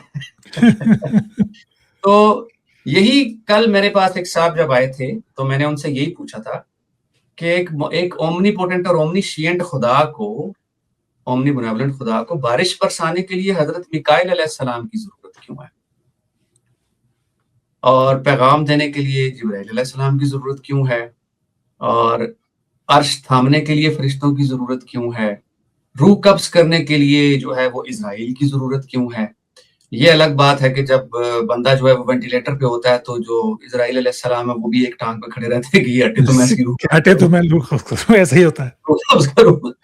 تو اسرافیل علیہ السلام کو بھی روح قبض کرنے کے لیے جو ہے وہ کر دیا. اچھا ایک اور چیز بھی آپ کو بتاتا ہوں, موت بھی ایک خدا تھا, MOT کے نام سے, موت جسے ڈیتھ کہا جاتا ہے, ٹھیک ہے. اچھا اب آپ یہ, اور اس کے بعد تاریخ میں یہ لکھا گیا, مارک سمتھ نے اپنی کتاب میں یہ لکھا ہے کہ اس کے بارے میں لکھا ہے موت کو بھی موت آ جائے گی, اور یہ چیز آپ کو اسلام میں بھی نظر آتی ہے. ہاں, موت ایک مینڈے کی شکل میں لائی جائے گی, مینڈے کی شکل میں لایا جائے گا, ذبح کیا مینڈے جائے کی شکل میں لا کے اس کو ذبح کر دیا جائے گا, تو اس کا مطلب ہے موت ختم ہو جائے گی, موت کو بھی موت آ جائے گی. اسلام میں بھی یہ چیز ہے, آپ کو حدیث و روایتوں میں ملتا ہے بالکل, کہ جو موت ہے اس کو ایک مینڈے کی شکل میں لایا جائے گا اور اس کو ذبح کر دیا جائے گا. جی ہاں. تو یہ کہنے کا میرا مطلب یہ ہے کہ یہ مذاہب جو ہیں وقت کے ساتھ ساتھ ایوالو ہوئے, اور مسئلہ اسلام کے ساتھ صرف یہ تھا کہ یہ ایک ایبسولوٹزم کی ایک سب سے بڑی جو تھی وہ ایک شکل تھی, اور اس میں کوئی تبدیلی نہیں ہو سکتی. تبدیلی اس لیے نہیں ہو سکتی کہ یہ ڈائریکٹ ریویلیشن فرام گاڈ ہے, انڈائریکٹ ریویلیشن نہیں ہے. یہ رسول اکرم تک آیا اور پھر وہاں سے ہمارے تک پہنچا, اور اسی لیے آپ یہ دعویٰ کرتے ہیں نا کہ قرآن مجید میں کبھی کوئی تبدیلی نہیں ہوئی. جی, یہی وہ چیز ہے جو اسلام کو دوسروں سے ممتاز کرتی ہے اور پھنسوا بھی دیتی ہے. سوری, نہیں صحیح بات, صحیح کہا آپ نے, ایسے ہی ہے, پھنسوا دیتی ہے. تو اسی لیے آپ نے دیکھا ہوگا کہ یہ مطالب میں تبدیلیاں کر دیتے ہیں, متشابہات کی بات. آپ مجھے یہ بتائیں کہ اگر یہ ایبسولوٹ ڈیوائن گائیڈنس نہیں ہے تو اس کا مطلب یہ ہے کہ جو قرآن کا اصل پیغام ہے اس تک ہم کبھی پہنچ نہیں سکتے. ہاں, کیونکہ وہ معنی اس کے فکس ہی نہیں ہے, بدلتے رہیں گے. تو جب بدلتے رہیں گے, رسول اکرم کو جو سمجھ آیا, اس کا ایک اور مطلب یہ بھی ہوتا ہے کہ جو سائنس اور ٹیکنالوجی میں جو جدت آتی ہے, ترقی آتی ہے, وہ ہم اس حساب سے قرآن میں سے نکال لیتے ہیں. تو اس کا مطلب ہے جو 1400 سال پہلے لوگ تھے وہ تو بیچارے رہ گئے. ہاں, ان کو تو معلوم ہی نہیں یہ چیز ہے, ان کو تو معلوم ہی نہیں, وہ تو رہ گئے اس الٹیمیٹ ہدایت سے, وہ تو رہ گئی. تو اور یہ اس کو اسٹرینتھ بنا کر بیچتے ہیں, لیکن یہ وہی بات ہے کہ یہ اسٹرینتھ نہیں ہے, یہ آپ کی ویکنیس ہے بہت بڑی. وہ انسان اپنی بایس کو ہوتا ہے. ابھی آج صبح ہی مجھے انسٹاگرام پہ ایک نے میسج کیا ہوا تھا کہ یہ سفیان صاحب کی اپنے ڈیفینیشن سنی ہے نا کہ وہ سدرۃ المنتہا سے مراد بلیک ہول ہے. جی ہاں, تو کیونکہ وہ بیری کا درخت جو ہے وہ بلیک ہول سے ملتا ہوا ہے. میں نے کہا بھائی اب مطلب اس کو آپ کیا بولیں گے. چلیے میں آپ کو بتاتا ہوں کہ مسلمان آپ نے 3 باتیں کی, تو مسلمان ان کو کیسے دیکھتے ہیں. تو آخرت پہ وہ یہ کہتے ہیں کہ بھائی یہ تمام کتابیں جو تھیں یہ کرپٹ ہو گئیں, لوگوں نے اپنی سیاسی ضروریات کے لیے اور اپنی معاشی ضروریات کے لیے کتاب اللہ میں تبدیلیاں کی, جس سے یہ کانسیپٹ خراب ہوتے گئے. تو اس لیے ہمیں یہ حساب کتاب کا کانسیپٹ جو ہے وہ نظر نہیں آتا. تو اس کو آپ کس طرح پھر بتائیں گے کہ یہ تو دعویٰ وہ کرتے ہیں حساب قرآن کتاب مجید میں بھی. مطلب یہ کہ یہ جو دوسری الہامی کتابیں ہیں ان میں لوگوں نے اپنی معاشی ضروریات اور سیاسی ضروریات کی وجہ سے تبدیلی کر دی, تو یہ سب کانسیپٹ جو ہے اس میں سے مٹ گئے, خراب ہو گئے. اسی لیے قرآن مجید آیا اور اس کی پھر سورہ قیامہ میں اللہ نے محفوظیت کا وعدہ کر لیا کہ یہ نہیں بدلے گا. تو اس لیے کوئی بھی شخص جو ہے وہ جا کے قرآن پڑھے اور وہ ہمیشہ مطلب تک پہنچ جائے گا. تو یہ آرگیومنٹ مسلمانوں کی طرف سے آتا ہے کہ یہ بکس جو ہیں مونوتھیسٹک بکس جو ہیں یہ کرپٹڈ ہیں, بائبل ہو گئی, تورا ہو گئی, یا اس طرح ہم گیتا ویدا اس کو بھی کہہ سکتے ہیں کہ یہ بھی سب کرپٹڈ ہیں, کیونکہ ان کی حفاظت کا انتظام نہیں تھا, انسانیت ترقی کر رہی تھی. اور اب قرآن مجید کے آنے کے بعد واضح ہو گیا کہ بھائی قیامت برحق ہے اور اس کو آنا ہے اور حساب کتاب اٹھایا جائے گا اور سب کچھ وہ پورا سلسلہ ہوگا. تو اس دعوے کو ان کے آپ کیسے رد کریں گے؟ میں بتاتا ہوں. جی, اگر آپ کچھ کرسچن اپولوجسٹ کو سنیں نا تو وہ قرآن مجید پہ بہت تنقید کرتے نظر آتے ہیں. ہاں جی, بہت زیادہ. لیکن جب انہوں نے اپنی تسلیث ثابت کرنی ہوتی ہے تو وہ قرآن مجید کا اشارہ لیتے ہیں. ٹرینیٹی وہ قرآن سے ہی ثابت کر کے کسی نہ کسی طرح گھما پھرا کے آپ کو ثابت کر کے دے دیں گے. کہنے کا مطلب یہ ہے کہ ویسے تو آپ کو اس کتاب میں ہر برائی نظر آتی ہے, قرآن مجید میں آپ کو ہر برائی نظر آتی ہے. کرسچنس کو جو یہ بیٹھے ہوتے ہیں, ڈیوڈ وڈ جیسے جو لوگ ہیں, اور وہ جو سیرہ والے ہیں وہ بھی ایسے ہی ہیں. تو اب مجھے یہ بتائیں وہ کیا نام ہے ان صاحب کا, وہ یار وہ عربی کے ساتھ جو بیٹھے ہوتے ہیں فراز بھائی, جے اسمتھ جیسے لوگ, اور جو یہ ڈیوڈ وڈ جیسے لوگ ہیں, یہ آپ کو ٹرینیٹی بھی قرآن سے ہی نکال کے دیکھتے ہوئے نظر آتے ہیں. تو وہاں آپ کو وہ بک کرپٹ نہیں نظر آتی. تو یہی سوال میرا مسلمانوں سے ہے. جب آپ یہ کہتے ہیں کہ رسول اکرم کا جو ذکر ہے وہ بائبل میں بھی ہے، پھر رسول اکرم کا جو ذکر ہے وہ ہندو کی کتابوں میں بھی ہے، لیکن دس از ایبسولوٹ ہارریبل، ہندوؤں کی اچھا کتابوں میں نہیں ہے۔ جس بندے کا ذکر ہندوؤں کی کتابوں میں ہے، ہندو اس کو راکشس کہتے ہیں۔ Be very careful about this mister Sufyan, یہ کسی ہندو سے پوچھیے گا جا کے، پنڈت سے، وہ آپ کو بڑے اچھے سے بتائے گا کہ ذکر نہیں ہے، یہ بالکل بکواس بات ہے، اور یہ میرا خیال ہے مسلمانوں کو تھوڑی عقل کھانی چاہیے۔ اب دنیا ایک گلوبل ولیج بن چکی ہے، اب کسی ہندو سے رابطہ کر کے پوچھ لیں کہ ایسی بات ہے یا نہیں۔ لیکن وہی بات ہے، جب یہ آپ یہ دعویٰ کرتے ہیں کہ کتابوں میں تبدیلی ہو گئی ہے، تو پھر آپ ان کا سورس کیوں استعمال کرتے ہیں؟ کیونکہ صرف ان چیزوں میں تبدیلی ہوئی ہے جو آپ کے مطلب کی تھی، جو آپ کے مطلب کی نہیں تھی وہ تو آپ استعمال کر لیں گے۔ تو بھائی یہ اس طرح سے نہیں ہوتا۔ پہلے تو آپ مجھے یہ بتائیے کہ آپ کے پاس کیا کرائٹیریا ہے جس سے آپ کو یہ پتا چلا کہ ان کی کتابیں تبدیل ہو چکی ہیں؟ اگر ہمارے آپ پاس کوئی اوریجنل بائبل اوریجنل تورات موجود نہیں ہے۔ تو پھر آپ، ہاں چلیں ٹھیک ہے، لیکن مجھے یہ بتائیں کہ اس کتاب نے کبھی یہ بھی تو دعویٰ نہیں کیا کہ ڈائریکٹ ریویلیشن آف گاڈ ہے، کہ کیا ہے؟ یہ دعویٰ بھی نہیں کیا، نہیں دعویٰ تو کبھی نہیں کیا کہ انہوں نے۔ Bible is in the 5 books of Moses, Bible is in the New Testament, Bible exactly اس کے اندر ہے لیکن وہ خود پوری خدا کا کلام نہیں ہے۔ نہیں کوئی ہے، کہتا اس نے تو تھی اس نے جی تو یہ کبھی دعویٰ ہی نہیں کیا، اور اس کتاب کو تو وہ ٹرانسفارم کرتے رہے۔ آپ کو اولڈ ٹیسٹیمنٹس میں کچھ چیزیں نظر آتی ہیں، نیو ٹیسٹیمنٹس میں کچھ چیزیں نظر آتی ہیں، لیکن آپ کے پاس یہ کرائٹیریا کیا ہے کہ اس کتاب میں تبدیلی ہوئی ہے؟ مجھے یہ بتائیں، کیا آپ کے پاس اس کی اوریجنل کاپی موجود ہے؟ کیا آپ کے نہیں، پاس دعویٰ ہے؟ تو پھر آپ کے پاس تو قرآن مجید کی بھی اوریجنل کاپی نہیں ہے، کہاں ہے؟ وہ تو اس سے آیا ہے نا، سینہ بسینہ آیا ہے نا، تواتر کے ساتھ سینہ بسینہ آیا ہے، تو اس کی کاپی نہ بھی ہو تو کوئی فرق نہیں پڑتا۔ آج بھی آپ پورے دنیا سے قرآن ختم کر دیں تب بھی وہ ختم نہیں ہوگا، باقی کتابیں ختم ہو جائیں گی، قرآن تو رہے گا، قرآن تو سینوں میں ہے، وہ کیسے مٹائیں گے؟ پاکستان جو ہے ہماری سب سے بڑی جو پروڈکشن ہے وہ حفاظ ہیں۔ ہم دنیا میں اور کچھ نہیں بناتے، ہم سب سے زیادہ لیکن پوری دنیا میں حافظ پیدا کرتے ہیں۔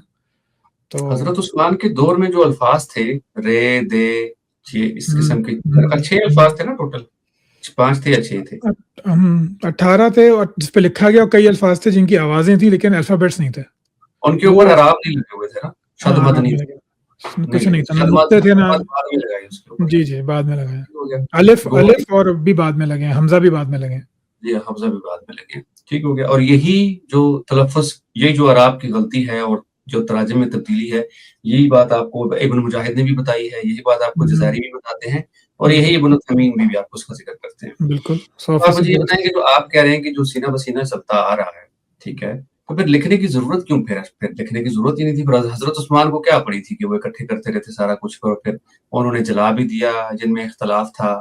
تو یہاں پر پھر بحیثیت مسلمان آپ سے میرا سوال یہ ہے، بینگ اے مسلم، اگر آپ اس کو ایڈریس کرنا چاہیں، کہ مجھے یہ بتائیں کہ جب قرآن کی حفاظت کا ذمہ اللہ تعالیٰ نے لیا ہے، تو یہاں ایک فلسفیکل پرابلم آ کے کھڑی ہو گئی ہے۔ وہ یہ ہے کہ جب جو قرآن حضرت عثمان نے جلایا تھا اس میں تضاد تھا، بقول آپ لوگوں کے، کہ اس میں کچھ جی غلطیاں تھیں اور اس لیے وہ جلا دیا گیا۔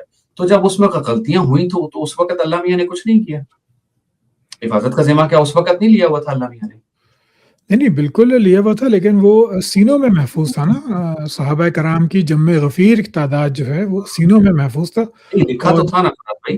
جی لکھا تھا لوگوں نے، اور اس میں غلطیاں کی تھیں، لیکن اس پر رسول اللہ کی ذات موجود تھی، وہ غلطیاں وہ درست ہوتی گئیں، اور پھر بھی لوگوں کے پاس لکھی ہوئی غلطیاں بالکل موجود تھیں۔ اور اس کے بعد جب صحابہ نے جمع کیا ہے تو وہ تو انسان تھے، انسانی طور پر انہوں نے بہترین کام کیا، اور لکھے ہوئے کا کرائٹیریا جو تھی وہ یادداشت تھی۔ تو اگر لکھے میں پھر بھی غلطیاں ہوئی ہیں، کیونکہ ہم یہ اس بات کو کوئی ڈینائی نہیں کر سکتا کہ جو حضرت عثمان کا قرآن موجود نہیں ہے، اور جو ان قرآنوں کی نقول بتائی جاتی ہیں ان میں بھی آپس میں اختلاف ہے، لیکن جو پوائنٹ ہے وہ یہی ہے کہ قرآن مجید تو زبانی اور دلی تواتر کے ذریعے پہنچا ہے، تو اگر زیر زبر پیش آگے پیچھے ہو بھی گیا تو اس سے فرق نہیں پڑا، یا تو اگر وہ مطلب میں فرق نہیں پڑا تو لوگوں نے کہا کہ اچھا بھائی تمہیں ایسا نہیں تو ایسا پڑھ لو، کہ جو ہے وہ یقتلو یا تقتلو اس کو ایسا پڑھ لو، ہاں۔ لیکن اگر کوئی جہاں پہ فرق پڑ گیا تو وہاں پہ یادداشت نے آ کے اس کو درست کر دیا کہ بھائی یہ مطلب جو ہے وہ یہ نہیں ہے، اصل قرات جو ہے وہ غلبت الروم ہے، غلبت جو ہے وہ غلط ہے، تو اکثریت اس پہ جمع ہو گئی، اور اجماع جو ہے وہ خدا کا نقارہ ہوتا ہے، تو اس لیے ہم کہتے ہیں کہ وہ بالکل ٹھیک تھا، ٹھیک ہو گیا۔ لیکن جب آپ قرآن مجید کو دیکھتے ہیں جو مختلف قرت ہیں، اس میں آپ کو زیر زبر کا فرق نظر آتا ہے جس سے مطلب تبدیل ہو جاتا ہے، جی ہو جاتا ہے، چاہے وہ حفظ قرآن ہے، چاہے وہ ورش قرآن ہے، جی چاہے وہ تبدیل ہو دونی جاتا ہے، چاہے وہ قالون ہے، تو آپ بالکل۔ اس فرق کو کیسے دیکھتے ہیں؟ وہ فرق لہجوں کی فرق کی وجہ سے پیدا ہوگا کہ کسی اور اس کے بعد اس کی ریکارڈنگ جب ہوئی ہے تو چونکہ وہ یادداشت پہ ڈیپینڈ کرتا تھا تو وہی لہجوں کے فرق پھر وہ لکھنے میں بھی آ گئے، لیکن اس سے قرآن مجید کی کے حلال حرام پہ فرق نہیں پڑتا کیونکہ اس کی اجازت تو خود رسول اللہ دے کر گئے ہیں کہ بھائی تم آیتوں کو جیسے آسانی ہو ویسے پڑھ لو، بس عذاب کی آیت کو ثواب کی آیت سے اور ثواب کی آیت کو عذاب کی آیت سے، حلال کو حرام سے نہ بدلو، تو صحیح ہے، چلتا ہے۔ ٹھیک ہو گیا۔ تو مجھے یہ بتائیے کہ آپ اس کا مطلب ہے کہ اگر ہم یہ ازیوم کر لیں کہ اگر کتاب آپ یاد کر سکتے ہیں تو وہ ڈیوائن بک بن جاتی ہے؟ میرا خیال ہے کہہ سکتے ہیں کہ نہیں تو پھر وہ ڈیوائن مطلب آسان ہے نا یاد کرنے کے لیے۔ یہودیوں کو بھی اپنی کتابیں یاد ہیں، بہت سارے یہودیوں کو یاد ہوتی ہیں کتابیں۔ جی تو وہ ڈیوائن ہیں، وہ تھوڑی بہت تو اس میں ڈیوینٹی ہے، غلطی ہو گئے، غلطیاں ہو گئی ہیں۔ میں سنسکرت تک رٹی ہوتی ہے، حالانکہ وہ بڑی مشکل کتاب ہے، لیکن اس کے علاوہ آپ یہ دیکھ لیں کہ دیوان غالب بہت سارے لوگوں کو یاد ہوتا ہے۔ اور دیکھیں نماز تو میں بھی پڑھاتا رہا ہوں، تراویح تو ہمارے دوست بھی پڑھاتے رہے اور وہ غلطیاں بھی کرتے رہے، ایسا تو نہیں ہے۔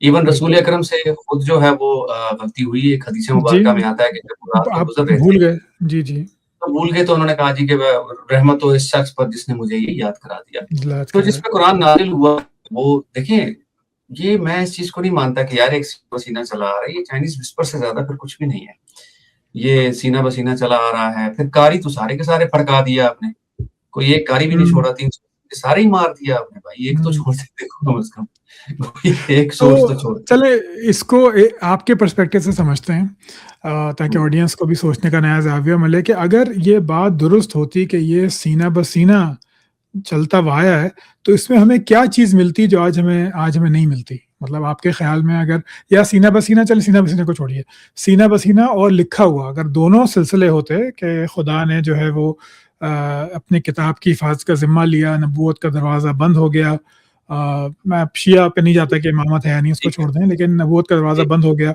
اور وہی جو ہے اس کو محفوظ کرنا ہے، تو اس کی لکھی ہوئی فارم میں کیا ہمیں ہونا چاہیے تھا اور اس کی یاد کی ہوئی فارم میں ہمیں کیا ہونا چاہیے تھا کہ ہم کہتے ہیں کہ بھائی قرآن جو ہے وہ محفوظ ہے اور یہ دونوں کرائٹیریا پہ وہ پورا اترتا ہے کہ اورل ٹرانسمیشن بھی اور ریٹن ٹرانسمیشن بھی۔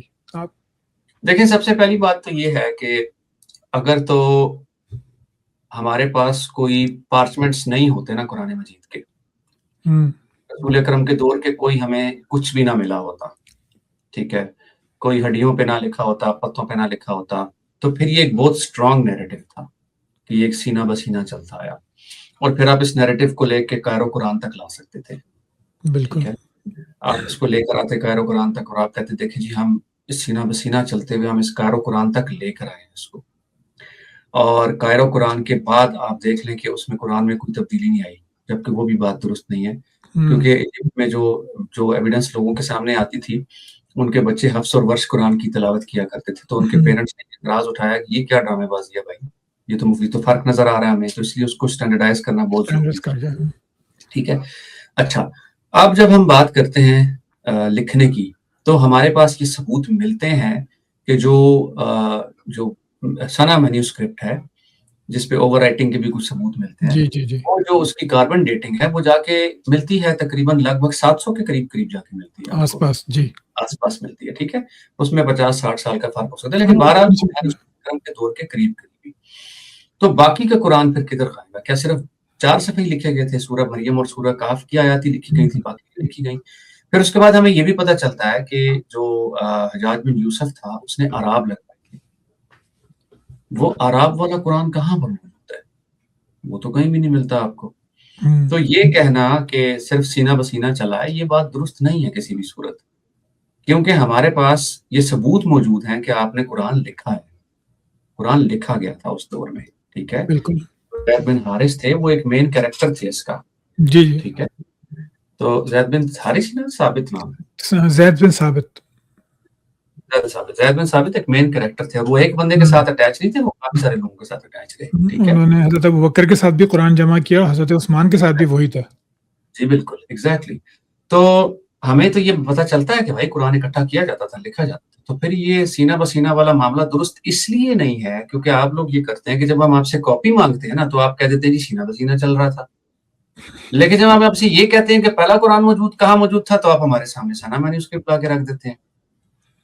تو आई डोंट थिंक कि ये कोई ये, और दूसरी बात ये सीना बसीना चलना, और एक और चीज फराज भाई, ये किसी चीज का क्राइटेरिया नहीं होता कि इस किताब में कोई तब्दीली नहीं आई। दुनिया में और भी बहुत सारी किताबें हैं जो काफी पुरानी हैं, लेकिन किताबों में तब्दीली ना आने का सबूत हमें तभी मिलेगा ना जब हम उसकी ओरिजिनल कॉपी उठा के देखेंगे। तो जब ओरिजिनल कॉपी ही मौजूद नहीं है तो ये दावा तो बेकार है ना कि आपके पास जो है वो ये किसमें कोई तब्दीली नहीं हुई। तब्दीली तो मैं तब मानूंगा ना जब आप मुझे कायरो से पहले को कुरान तो दिखा दें जो लिखा हो मुकम्मल। जो ब्लू कुरान मिलता है 1200 का, आई थिंक वो भी कंप्लीट नहीं है शायद, जो तुनिशिया में है। बहुत बहुत कम कुरान है। मशहद का जो कुरान है वो 99% तक मुकम्मल है, और वो शायद 11वीं सदी या 10वीं सदी ऐसा है। और ये ब्लू कुरान है, ये भी 94-95% तक है, लेकिन मुकम्मल कुरान A to Z जो है वो मौजूद नहीं है। कुछ ना कुछ मिसिंग जरूर है, मेरे जहाँ तक मेरी मालूमात है। जी हाँ, ये आई थिंक जो ब्लू कुरान है उसके बारे में भी कहा जाता है कि काफी हद तक मुकम्मल है, लेकिन 100% मुकम्मल नहीं है ये मुकम्मल नहीं। तो 1200 से पीछे तो आपको ये 50-60% में नहीं मिलता, जब बल्कि तारीख में तो आपको ये मिलता है कि मुसलमानों ने कुरान मजीद के जो सफ़े थे वो बेचते भी रहे हैं ये लोग। तबरुक के तौर पे वो पुराने कुरान जो थे वो बिकते थे, उनके सफ़ात, और उसके अफवाहें होती थी कि ये फलां का है और ये फलां का है, साहबियों के नाम से। आपने तीसरा नैरेटिव छोड़ दिया है कि ये मत देखो किताब लिखा गया था, ज़बानी कलाम था, तुम इसके पैगाम पे गौर करो।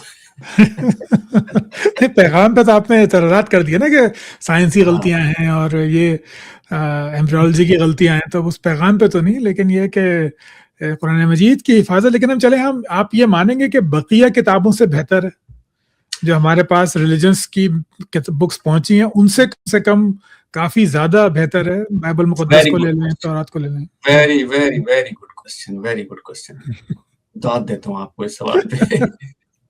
जी बिल्कुल दुरुस्त बात है। अगर आप ओल्ड टेस्टामेंट उठाते हैं जो उसमें एट्रोसिटीज लिखी हुई हैं, तो ये बात बिल्कुल दुरुस्त है कि कुरान मजीद आपको उससे काफी बेहतर किताब लगती है।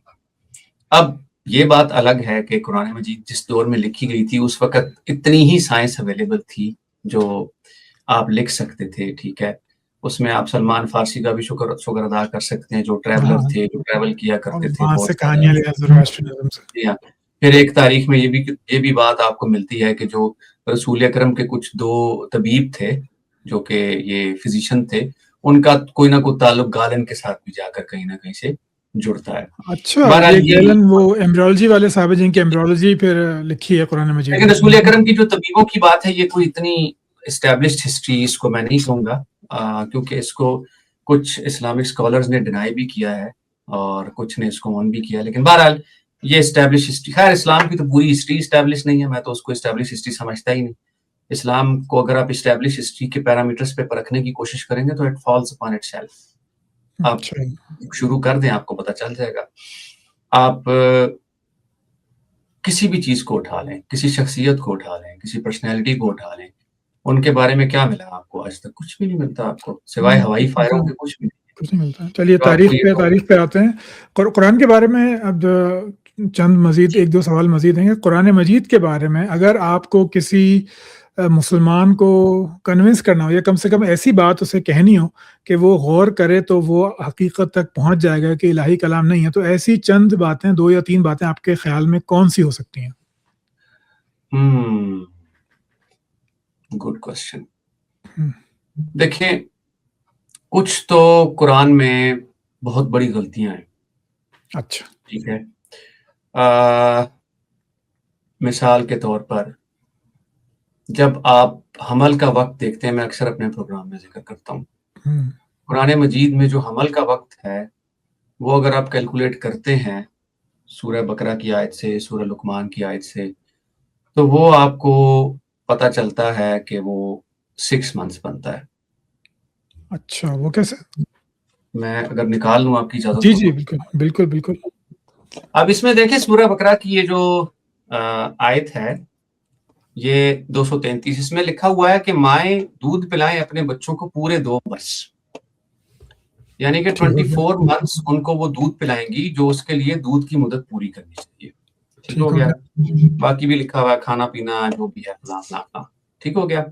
यानी कि माएँ अपने बच्चों को 24 मंथ्स दूध पिलाएंगी पैदा होने के बाद। इस नंबर को याद रखिएगा, 24 को, ठीक है। अब हम आगे चलते हैं। सूरह अल-अहकाफ की आयत में आता है कि हमने आदमी को हुक्म दिया अपने माँ बाप से ब्याह करो, उसके माँ ने पेट में तकलीफ से रखा और जना, उसको उठाए फिरना, और उसका दूध छुड़ाना 30 महीने है। तो हमल की मुद्दत 6 महीने हो गई, जब हमल की मुद्दत हो गई 6 महीने। 6 महीने तो अगर इसमें यहाँ पर से 33, हाँ जी, अगर यहाँ लिखा होता कि दूध छुड़ाना 33 महीने है तो ये 9 महीने बनता। 9 महीने होती है। और इस पर इजमा है आपके स्कॉलर्स का। मेरे पास ढेर सारे लिंक्स मौजूद हैं, उसमें ठहरें, बल्कि मैं एक लिंक खोलने की कोशिश करता हूँ, उसको भी आप स्टेज पे ले लीजिए ताकि थोड़ा सा ये मामला मजीद क्लियर हो जाए। ये इजिप्ट का एक दारुल इफ्ता है, इसको भी देख लीजिए। Length of gestation period in Quran है, ये देखिए, ये मैं आप स्क्रीन पर लेकर आता हूँ, ये आप देख लीजिएगा। स्क्रीन पर लाता हूँ मैं, ठहरिए, ताकि जरा आवाम को समझ आ जाए। रुकिए एक मिनट, ये मैं जरा स्क्रीन पर एक और स्क्रीन ला रहा हूँ, आप इसको स्टेज पर ले आइएगा, ठीक है? अच्छा, ये शेयर कर दीजिए फराज भाई, स्क्रीन पर ले आइएगा इसको। ये इसको मैं थोड़ा सा जूम करता हूँ, बिल्कुल। ये देखिए, इसमें कहता है the scholars of Islamic law unanimously agree that the minimum gestation period is generally 6 months. This is based on the following two Quranic verses. Quran 46.15, Quran 233, जहां पर ये आपको मैंने बताया कि दूध पिलाने की उम्र 22 माह है और दूध छुड़ाने की उम्र 30 माह है। अच्छा, एक और चीज शेयर करता हूँ, ठहरिए। तो यानी इस्लामी स्कॉलर जो हैं वो तकरीबन इजमा है इस पे कि कम अज हमल की मुद्दत 6 माह हो सकती है, क्योंकि जी इससे ये जान छुड़ा नहीं सकते। फिर उसके अलावा इस्लामिक वेब पर आप जाएंगे ना, जब islamicweb.net पर, जी जी, तो वहां पर भी मैं स्क्रीन शेयर करता हूँ, आप इसको भी स्क्रीन पर ले आइए ताकि लोगों को अंदाजा हो जाए। इससे इनका कोई आलिम डिनाई नहीं कर सकता इस चीज को। इसको स्क्रीन उस पे ले आइएगा जी, ये देखिएगा, ये मैं इसको शेयर करता हूँ, ये देखिए, इसमें ये साफ साफ कह रहा है यहाँ पर कि the Quran provides the length of normal gestation period is 6 months. सूरह लुकमान, अल बकरा, अल अहकाफ, ये तीनों आप पढ़ लीजिए। लुकमान भी है और इसमें अल अहकाफ में भी जिक्र है इसका, 30 माह और 24 माह। ये अब अक्सर लोगों से मेरी बहस हुई तो उन्होंने कहा जी ये तो मिनिमम टाइम है, मिनिमम 6 मंथ्स होती है। नहीं, 5 महीने का भी बच्चा हुआ है, ठीक है, 5 महीने और गालिबन कोई 35 दिन थे शायद, इंडिया में एक बच्चा पैदा हुआ। तो जो स्टैंडर्ड जो है ना, ये जो टाइम होता है, अब मैं आपको बताता हूँ कि इन्होंने ये 6 मंथ्स लिखा क्यों। इद्दत कितनी है? 3 माह। क्योंकि 3 माह क्यों रखी गई है? क्योंकि उस वक्त आप देखें, पुरानी जो हमारे अब्बा हुजूर का कहते थे, माइयाँ, बुढ़िया माइयाँ जो होती है हमारी, उनको नहीं पता लगता था कि वो प्रेग्नेंट हो चुकी है जब तक वो पेट का उभार सामने नहीं आता था। क्योंकि क्या होता था समटाइम्स कि भाई किसी के पीरियड्स रुक गए तो कहती थी चलो यार हो सकता है कोई बीमारी हो गई हो, कोई समटाइम्स रुक भी जाते हैं, नेचुरल साइकिल चेंज हो जाता है समटाइम्स। काफी जब पेट का उभार सामने आता था ना 3 महीने के बाद, तो इन्होंने ये अंदाजा लगा लिया कि ये तो यहीं से टाइम शुरू होगा। तो वो 6 मंथ्स में, इसलिए वो 6 महीने वहां से हैं। एग्जैक्टली। अच्छा, तो ये 6 मंथ्स वहां से आया, इसीलिए ये आपको इद्दत भी नजर आती है। अगर आप 2+2 करते हैं ना, तो आपको, आप इस पे जितनी मर्जी तावीलें दे दें, आप तावीलें तो देते रहेंगे। वो आपने ये थोड़ी कहना ओए वाह वाह अंजुम साहब मैं इस्लाम छोड़ दिया इस बार, ऐसा थोड़ी होता है। तावील तो आप देंगे ही, ऑब्वियसली बात है। वो तो आपका कंफर्मेशन बायस है, वो तो ऑफ कोर्स इतना, it's not easy to challenge your beliefs और कल्चरल सिस्टम, ये इतना इजी नहीं होता, इसमें आपको बड़ी मेहनत करनी पड़ती है। अच्छा, एक तो ये पॉइंट। फिर आपने वो आयत सुनी होगी जिसमें वो अल्लाह मियां इरशाद फरमाते हैं कि अल्लाह मियां का तो कोई बेटा ही नहीं है क्योंकि उसकी बीवी नहीं है। हाँ, इससे मिलती जुलती याद है, रेफरेंस तो ज़हन में नहीं है, लेकिन हाँ। अब आप ये देखिए कि एक, ठीक है, उस वक्त यहूदी सवाल करते थे कि फलाने खुदा का बेटा था, फलाने ढिमका खुदा का बेटा था, खुदा, ठीक है, लेकिन अल्लाह मियां को ये बात करने की जरूरत नहीं थी ना, कि अल्लाह मियां ये कह रहे हैं कि मेरी औलाद इसलिए नहीं कि मेरी को बीवी नहीं है। अब वहां साहिबा का लफ्ज़ इस्तेमाल हुआ है, ठीक है। अब कुछ लोग आपको कहेंगे जी कंपेनियन की बात हो रही है। भाई कंपेनियन या मर्द होगा या औरत ही होगी ना, औरत होगी, कुछ और तो हो नहीं सकता। कंपेनियन तो कोई एक ही होगा ना। कोई ऐसा कंपेनियन आपने देखा है कि जो मर्द भी ना हो और औरत भी ना हो और वो बच्चा पैदा कर दे? नामुमकिन है। ناممکن ہے. تو یہ وہ بات ہے کہ دیکھیں اب یہ ایک بہت ہی بنیادی لیول کی بات ہے جو سمجھنے والی ہے. ایک تو اللہ تعالیٰ نے اپنی جینڈر بتا دی یہاں پر ہاں کہ وہ مرد ہے. دوسری بات یہ ہے کہ صاحبہ کا جو ناؤن ہے نا یہ مسکولن ناؤن ہے, یہ فیمنن اچھا ناؤن. جی ہاں یہ مسکولن ناؤن ہے. صاحبہ فیمنن ناؤن ہے, مسکولن نہیں. چلیں شکر کریں آپ پاکستان میں نہیں رہتے. کیوں سر جی بات ایسی کر رہے ہیں آپ کہ خدا نے اپنا بھی بتا دیا, دوسرا ہے وہ بھی میسکولن ہے. سر وہ فیمنن ناؤن ہے بالکل. آپ صاحبہ سرچ کر لیں, آپ ڈکشنریز کھول لیں ساری نہیں کی وہ ساری. اچھا آپ نے کہا میسکولن ناؤن ہے تو اس لیے اس سوری نہیں سوری فیمنن ہے. وہ میرے منہ سے ٹنگا سلپ آف ٹنگ ہو گیا. اچھا اچھا اچھا وہ فیمنن ہے. فیمنن ناؤن ہے, ٹھیک ہے. اب بات سمجھ میں آ گئی. جی اب بات میں اصل میں نیا مسئلہ پیدا ہو جاتا, وہ نیا مسئلہ کھڑا ہو جاتا. اچھا اب میں آپ کو میں ایک اور چیز بتاتا ہوں جو قرآن میں یہ ایمبریولوجی نکالنے کی کوشش کرتے رہتے ہیں اکثر. ہاں جی ہاں جی. ٹھیک ہے. اب سورہ طارق کی آیت میں آتا ہے کہ جو نکلتے ہیں سینوں اور پیٹھ کے درمیان سے.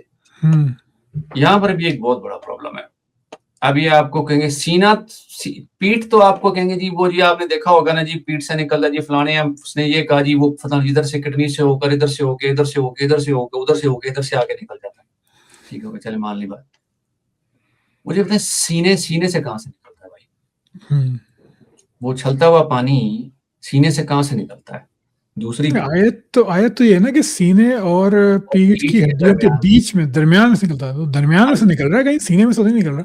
ویڈیو کو انٹرپٹ کرنے کے لیے بہت معذرت. یوٹیوب پہ صرف 2 کرنسیز چلتی ہیں, ایک ہے نمبر آف ویوز اور دوسری ہے نمبر آف سبسکرائبرز. آپ کی محبت سے مجھے نمبر آف ویوز تو بہت ملتے ہیں, کئی ہزار ملتے ہیں, لیکن سبسکرائبرز کی تعداد بہت ہی کم ہے. 90 سے 95% لوگ ویڈیو دیکھتے ہیں لیکن سبسکرائب نہیں کرتے. میری آپ سے بہت گزارش ہے کہ آپ میرے چینل کو سبسکرائب کیجئے تاکہ پھر میں زیادہ سے زیادہ اور بڑے سے بڑے علماء کو, اسپیشلسٹ کو بلا سکوں. کسی کا بھی وقت بہت قیمتی ہوتا ہے اور وہ اپنے وقت کا معاوضہ مجھ سے نہیں لیتے, لیکن وہ مجھ سے ویوز یا اپریسیشن یا اپنے چینل کی گروتھ ضرور چاہیں گے. اس کے لیے ضروری ہے کہ نہ صرف میرے ویوز زیادہ ہوں بلکہ چینل کی سبسکرپشن بھی کافی زیادہ ہو. اب چلتے ہیں دوبارہ آپ کی ویڈیو کی طرف. بہت شکریہ. اچھا اب میں آپ کو بتاتا ہوں. جو ترائب کا لفظ ہے نا وہ بھی فیمنن ناؤن ہے, وہ مسکولن ناؤن نہیں ہے. آپ کسی بھی عربی سے پوچھیں گے نا کہ ترائب کسے کہتے ہیں تو آپ کو کہے گا ترائب اسے کہتے ہیں جہاں پر عورت اپنا لاکٹ پہنتی ہے. یعنی کہ بالکل یہاں نیچے یہ جہاں جو ہڈی ہے ہنسلی کی ہڈی اس سے نیچے. اچھا کچھ سال پہلے آرون را کی اور ایک صاحب تھے ان کی ڈیبیٹ ہوئی تھی, نادر علی نام ہے ان کا, کراچی کے ہیں وہ. ارون را نے ان کو ہلنے نہیں دیا تھا اس پوائنٹ سے کہ مجھے تم صرف یہ بتاؤ نادر علی کہ عورت کی سینے سے کون سا سپرم نکلتا ہے, کیونکہ یہاں تو ترائب کا لفظ استعمال. اب ترائب کا لفظ بھی اگر آپ ڈکشنری میں دیکھیں گے تو میرے ایک دوست ہیں عمانی ہیں اور ان سے میں نے پوچھا تھا, سیف الریامی نام ہے ان کا, تو ان سے میں نے پوچھا, میں نے کہا سیفو یہ کیا ہے؟ اس نے کہا یہ عورت کا سینہ ہے. اور کیا ہے؟ میں نے کہا اچھا تو سپرم وہاں سے نکلتا ہے؟ ہاں بالکل وہاں سے نکلتا ہے. تو آپ ہنس رہے ہیں یار, میں آپ کو سچ بتا رہا ہوں. اس پہ میں ہنس ہی سکتا ہوں یا رو سکتا ہوں. تو یہ دیکھیں پھر بعد میں انہوں نے بعد میں ڈکشنری میں یہ چینج کرنے کی کوشش کی کہ نہیں جی یہ تو فیمنن ناؤن نہیں ہے, یہ تو مسکولن ناؤن ہے, اور اس طرح کی باتیں یہ کرتے رہے. ٹھیک ہے. اب جو میں آپ کو امپورٹنٹ چیز بتانے چاہ رہا ہوں نا وہ دل دہلا دینے والی بات ہے, ذرا دل تھام کے بیٹھیے گا. ناسخ و منسوخ کا معاملہ, ایبروگیشن. ٹھیک ہے. یہ ایک ایسا معاملہ ہے قرآن مجید میں جو ایک خدا کے اومنی پوٹنٹ اور اومنیشینٹ ہونے کی دھجیاں اڑا کے رکھ دیتا ہے. اور ناسخ و منسوخ کا جو معاملہ ہے اس معاملے میں تھوڑا سا اختلاف بھی پایا جاتا ہے.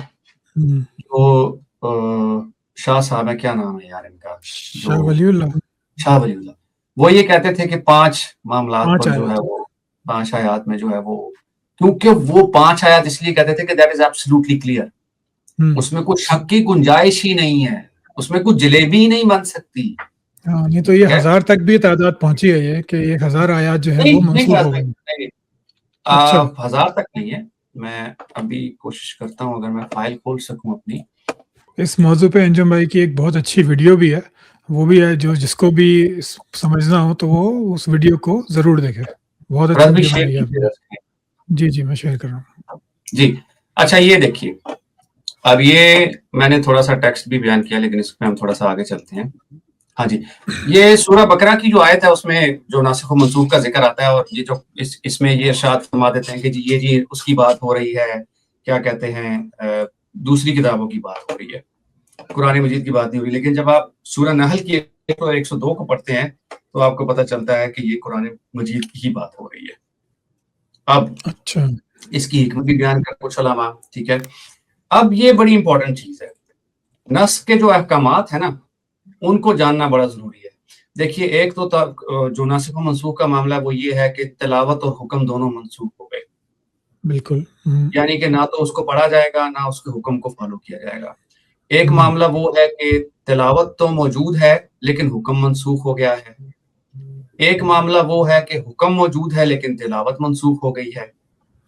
تو یہ سارے معاملات جو ہیں وہ آپ کو قرآن مجید میں نظر آتے ہیں۔ اسی لیے جو آپ کو یہ جو دودھ کی حرمت والا ہے، اس کی میں زیادہ تفصیل میں نہیں جاؤں گا کیونکہ آپ کو پتا ہے کہ میں اس ٹاپک پہ بات نہیں کرتا۔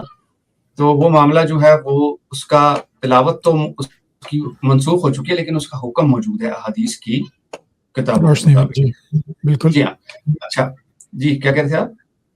نہیں، میں یہ کہہ رہا تھا کہ وہ اس کا حکم جو ہے موجود ہے، مطلب وہ فقہ کے اندر وہ ایگزسٹ یا ایگزیکٹلی۔ اور اسی لیے اگر آپ اس کی حدیث پڑھنا چاہیں تو صحیح مسلم کی حدیث 1452 ہے، اس کو آپ پڑھ سکتے ہیں، اس میں یہ لکھا ہوا معاملہ سارا کا سارا۔ اچھا، اب اگر ہم ذکر کریں تو بہت ساری آیات ہیں جو کہ ناسخ و منسوخ کے زمرے میں آتی ہیں، لیکن کچھ آیات جو ہیں وہ میری پسندیدہ ہیں۔ اچھا، اور ان آیات کو اگر آپ پڑھیں گے تو آپ کو معلوم ہو جاتا ہے، جیسے میں آپ کو بتاتا ہوں۔ ٹھہریے، آپ یہ دیکھیے کہ سورہ جو 4 کی 33 ہے وہ سورہ انفال کی 75 کے ساتھ کیسے ناسخ و منسوخ کا اس کا معاملہ ہے کہ سورہ نساء کی 33ویں میں آتا ہے کہ جو مال و باپ رشتہ دار چھوڑ دیں تو ہم نے ہر ایک کے حقدار مقرر کر دیے ہیں، جو لوگوں سے تم عہد کر چکے ہو ان کا حصہ بھی دیں۔ ٹھیک ہے، رشتہ داروں کا بھی ذکر ہے اس میں، جی ٹھیک ہے۔ لیکن آپ یہ دیکھیں کہ 75 کی آیت کہتی ہے کہ اور جو لوگ بعد میں ایمان لائے اور وطن سے ہجرت کر گئے اور تمہارے ساتھ ہو کر جہاد کرتے رہے وہ بھی تم میں سے ہی ہیں، اور رشتہ دار خدا کے حکم کی روح سے ایک دوسرے کے زیادہ حقدار ہیں، کچھ نہیں کہ خدا ہر چیز سے واقف ہے۔ تو آپ یہ دیکھ سکتے ہیں کہ کیسے جو ہے وہ ایک مطالب جو ہے دوسری آیت میں وہ تبدیل ہو جاتا ہے، حکم تبدیل ہو جاتا ہے۔ اچھا، اب تھوڑا سا معاملہ اگر کلیئر کرنا ہو تو آپ یہ دیکھیے کہ جو سورہ نساء کی 8ویں ہے اس میں لکھا جاتا ہے کہ جب میراث کی تقسیم کے وقت رشتہ دار اور یتیم آ جائے تو ان کو بھی کچھ دے دیا۔ لیکن کیا آج آپ میراث کی تقسیم کے وقت رشتہ دار اور یتیموں کو کچھ دیتے ہیں؟ نہیں دیتے۔ Exactly, that's the point.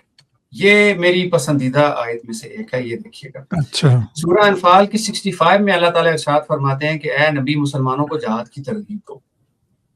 اگر تم 20 آدمی ثابت قدم رہنے والے ہوگے تو 200 پر غالب رہیں گے، اور اگر 100 ہوگے تو 1000 پر، اس لیے کافر ایسے لوگ ہیں جو کچھ نہیں کر سکتے۔ اب آپ یہ دیکھیے کہ یہاں پر جو ہے وہ مسلمانوں کے جہاد کی ترغیب دی جا رہی ہے اور یہ کہا جا رہا ہے کہ 20 آدمی ثابت قدم رہنے والے ہوں گے تو 200 پر غالب آ جائیں گے، لیکن ساتھ ہی 66 میں فوراً جو ہے یہ حکم منسوخ ہو گیا، اور خدا یہ فرما رہے ہیں کہ اب تم پر بوجھ ہلکا کر دیا اور معلوم کر دیا کہ تم میں کس قدر کمزوری ہے، کہ تم میں سے 100 ثابت قدم رہنے والے ہوں گے تو 200 پر غالب رہیں گے۔ دیکھیے، جو ملیٹنٹس جو کمانڈرز ہوتے تھے نا، چاہے رومن تھے چاہے گریک تھے، وہ بھی بڑی اسٹریٹجی بنا کے نا اس میں اترا کرتے تھے، کیا کہتے ہیں، جنگوں میں۔ جی، پتا ہوتا تھا کہ جو ان کا واریر ہے نا وہ ایک ٹائم پر کتنے بندوں کو ٹیکل کر سکتا ہے، یہ ان کو بڑے اچھے سے پتا ہوتا تھا، اس لیے وہ لیڈ کر رہے ہوتے تھے اس کو، اپنی فوج کو۔ لیکن وہ چونکہ انسانی معاملہ تھا اس میں غلطی بھی ہو سکتی تھی، کیونکہ سم ٹائمز کیا ہوتا تھا کہ وہ ایک ایسے واریر تیار کر رہے ہوتے تھے جو وہ کسی کو بتاتے نہیں تھے کہ یہ واریر کیا نہیں ہے، وہ they kept it secret تاکہ وہ اینڈ ٹائم پر اس کو میدان جنگ میں لے کر آئیں تاکہ وہ ایک سرپرائز فیکٹر ہو۔ لیکن کہنے کا مطلب یہ ہے کہ آپ یہ دیکھیے کہ اگر آپ کو یہ ابھی بھی اللہ کا کلام لگتا ہے تو بس پھر ٹھیک ہے، لگتا رہے، پھر میں کیا کر سکتا ہوں اس میں۔ میں تو آپ کو سمجھا ہی سکتا ہوں کہ بھائی یہ دیکھیے، ایک جو اومنی پوٹنٹ اور اومنی شینٹ خدا ہوتا ہے، یہ اس کی نفی ہے، یہ اس کی شان ہی نہیں ہے، یہ جو آپ کو یہ معاملہ نظر آ رہا ہے۔ کہ ایک حکم دے کر اس کو تبدیل کر دیا جائے. آپ کو لگتا ہے کہ یہ کسی اومنیشینٹ خدا کا کام ہے؟ کیا اس کو پہلے نہیں پتا تھا کہ جو سب کچھ جانتا ہے اس کو ایسا کلام کرنے کی ضرورت نہیں ہے کہ جو بعد میں تبدیل کرنا پڑے, حکم منسوخ کرنا پڑے, نیا حکم دینا پڑے. تو یہ تو پہلے کے اندر ہی اگر وہ کوئی حکم دیتا ہے اس میں ایسے احتمالات ہیں کہ کچھ بدلاؤ آ سکتا ہے, تو وہ اس حکم کے پہلے ہی حکم کے اندر ہی وہ بات کور کر دیتا وہ. تو اب اگر وہ بار بار دے رہا ہے تو پھر کوئی مسئلہ ہو سکتا ہے, آپ یہ کہہ سکتے ہیں. جی بالکل ایسا ہی ہے. اور یہ ناسخ و منسوخ کا معاملہ بہت کمپلیکیٹڈ معاملہ ہے. یہ اومنی پوٹنٹ اور اومنی, میرا خیال ہے کہ یہ بہت بڑی پرابلم ہے. اس کا کوئی شافی جواب بھی نہیں ہے. جی کوئی شافی جواب نہیں. اچھا ایک اور بھی ہے. ہاں جی, یہ آپ دیکھیے گا, یہ بھی بڑی انٹرسٹنگ ہے. سورہ مجادلہ کی 12 اور 13. اب یہ اس آیت کو نا علی دشتی نے بھی اپنی کتاب میں ذکر کیا ہے 23 سال میں. اچھا. اور وہ یہ بات کرتا ہے کہ آپ یہ دیکھیے کہ 12 کی آیت میں آتا ہے کہ مومنو جب تم پیغمبر کے کان میں کوئی بات کہو تو کہنے سے پہلے کچھ خیرات کر دیجیے, یہ تمہارے لیے بہتر اور پاکیزگی کی بات ہے. علی دشتی یہ لکھتا ہے کہ اس وقت کے لوگوں نے بڑا اعتراض کیا اس بات پر کہ بھئی یہ کیا بات ہوئی کہ ہم نبی اکرم سے کوئی بات کرنے جا رہے ہیں تو ہم خیرات کرنا شروع کر دیں, پیسے دینا شروع کر دیں, یہ تو کوئی بات نہ ہوئی. اچھا اب یہ مساکین کا جو لفظ ہے نا, یہ انہوں نے بریکٹ میں ڈالا ہے. وہ بیسیکلی پیسے رسول اکرم کو دینے کی بات تھی, مساکین کو دینے کی بات نہیں تھی. تو لوگوں نے یہ اعتراض اٹھایا تھا کہ ہم بات کرنے کے لیے پیسے کیوں دیں. جی بالکل, آپ پڑھ لیں تاریخ اٹھا کے, ان کی سیرت کی کتابیں پڑھ لیں, حدیث کا مطالعہ کر لیں, آپ کو پتہ چل جائے گا. علی دشتی یہی تو بات کرتا ہے اپنی کتاب میں. اچھا. اور اگر خیرات تو جی کیا کہہ رہے ہیں, میں کہہ رہا ہوں کہ یہ پریزنٹیشن کے بعد نا یہ جو آیت ہے یہ بھی اسکرین پہ لگائیے گا تاکہ بالکل بات صاف ہو جائے. یہ کافی مطلب کہنا چاہیے کہ اسٹرانگ پوائنٹ ہے. میں کوئی مزید استعمال نہیں کرنا بریکٹ کے اندر ہے فراز بھائی, مساکین کا وہ تو لفظ دکھ رہا ہے, وہ تو دکھ رہا ہے, لیکن کہ آیت میں بھی نہیں ہے تو آیت میں بھی نہیں ہے. اور اب جو اس کو منسوخ کیا وہ دیکھ لیجئے کہ کیا تم اس سے کہ پیغمبر کے کان میں کوئی بات کہنے سے پہلے خیرات کر دیا کرو, ڈر گئے. اور جب تم نے ایسا نہ کیا تو خدا نے تمہیں معاف کر دیا, تو نماز پڑھتے رہو اور زکات دیتے. تو وہ حکم پھر واپس لے لیا گیا. جی ہاں, یہ حکم واپس لے لیا گیا. تو مجھے یہ بتائیں جی کیا کہہ رہے ہیں. نہیں بس میں چاہ رہا ہوں یہاں پہ آڈینس کو یہ بھی پتا ہو کہ خیرات کا لفظ جب اردو میں بولتے ہیں نا, وہ عربی میں ویسا نہیں تھا. وہ بھیک کے معنوں میں ہرگز نہیں تھا, وہ نذرانے کے معنوں میں تھا کہ آپ کسی کو کوئی نذرانہ پیش کریں عقیدت کے ساتھ, محبت کے ساتھ. تو خیرات تو اردو میں آ کے جو ہے وہ بھیک کے معنوں میں آ گیا. وہ خیرات ویسا بالکل بھی نہیں تھا, اسی لیے نیکی کے کام کو بھی خیر کہا جاتا ہے. تو وہ جو ہے وہ بھیک نہیں ہوتی. جی آپ کہیے انجم بھائی. جی تو میں یہ کہہ رہا تھا کہ اس طرح تو اگر ہم کبھی ناسخ و منسوخ پہ پروگرام کریں تو یہ تو 1.5 گھنٹہ لگ جائے گا, کیونکہ یہ تو تقریباً کوئی 29 آیات ہیں جو ناسخ و منسوخ کے اس پہ پوری اترتی ہیں.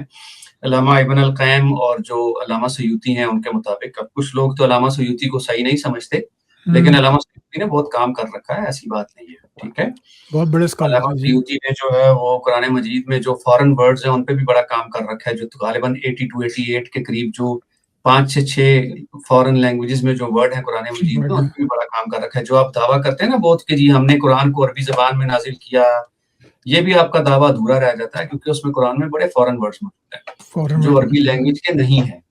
ٹھیک ہے, تو اگر آپ یہ دعویٰ کر رہے ہیں نا کہ ہم نے اس کو عربی زبان میں نازل کیا, تو پھر یہ عربی زبان میں ہی ہونا چاہیے تھا, اس میں فارن ورڈز نہیں ہونے چاہیے تھے. تو یہ کوئی خالص عربی میں ہونا چاہیے تھا, خالص عربی میں ہونا چاہیے تھا. لیکن آپ کو ہر لینگویج میں فارن ورڈز کی ضرورت پڑتی ہے. پڑتی ہے, بالکل پڑتی ہے, کیونکہ لوگ آتے ہیں باہر سے, وہ نئے جذبات, نئی چیزیں لے کر آتے ہیں, تو اس کے لیے آپ کو ضرورت پڑتی ہے کہ آپ وہ لفظ ان سے مستعار لیں. جیسے لوٹ کا لفظ ہے, وہ جو ہے وہ انگریزی میں آپ شامل ہے. لوٹنگ جو ہے وہ ایک انگریزی ورڈ ہے, حالانکہ وہ اس کا کوئی تعلق نہیں ہے اس سے. کریکٹ. پھر فلسافیکلی اور لاجیکلی اور جو ہماری دنیا کی ریالٹی ہے اس کو دیکھتے ہوئے دیت اور قصاص کا معاملہ ایک بہت بڑا فلا ہے قرآن مجید میں. اگر یہ ناسخ و منسوخ میں ڈال جاتا تو شاید بچت ہو جاتی ان کی. لیکن اب آپ مجھے یہ بتائیے کہ پوری دنیا میں کہیں پہ آپ نے ایسا ملک دیکھا ہے جہاں پر آپ کسی کا قتل کریں اور بولیں اس کو جج کو جا کے کہ میں اس کی فیملی کو پیسے دے دیتا ہوں؟ نہیں, ماڈرن اسٹیٹ تو ایسا نہیں ہوتی, قبائلی نظام ایسا ہوتا تھا.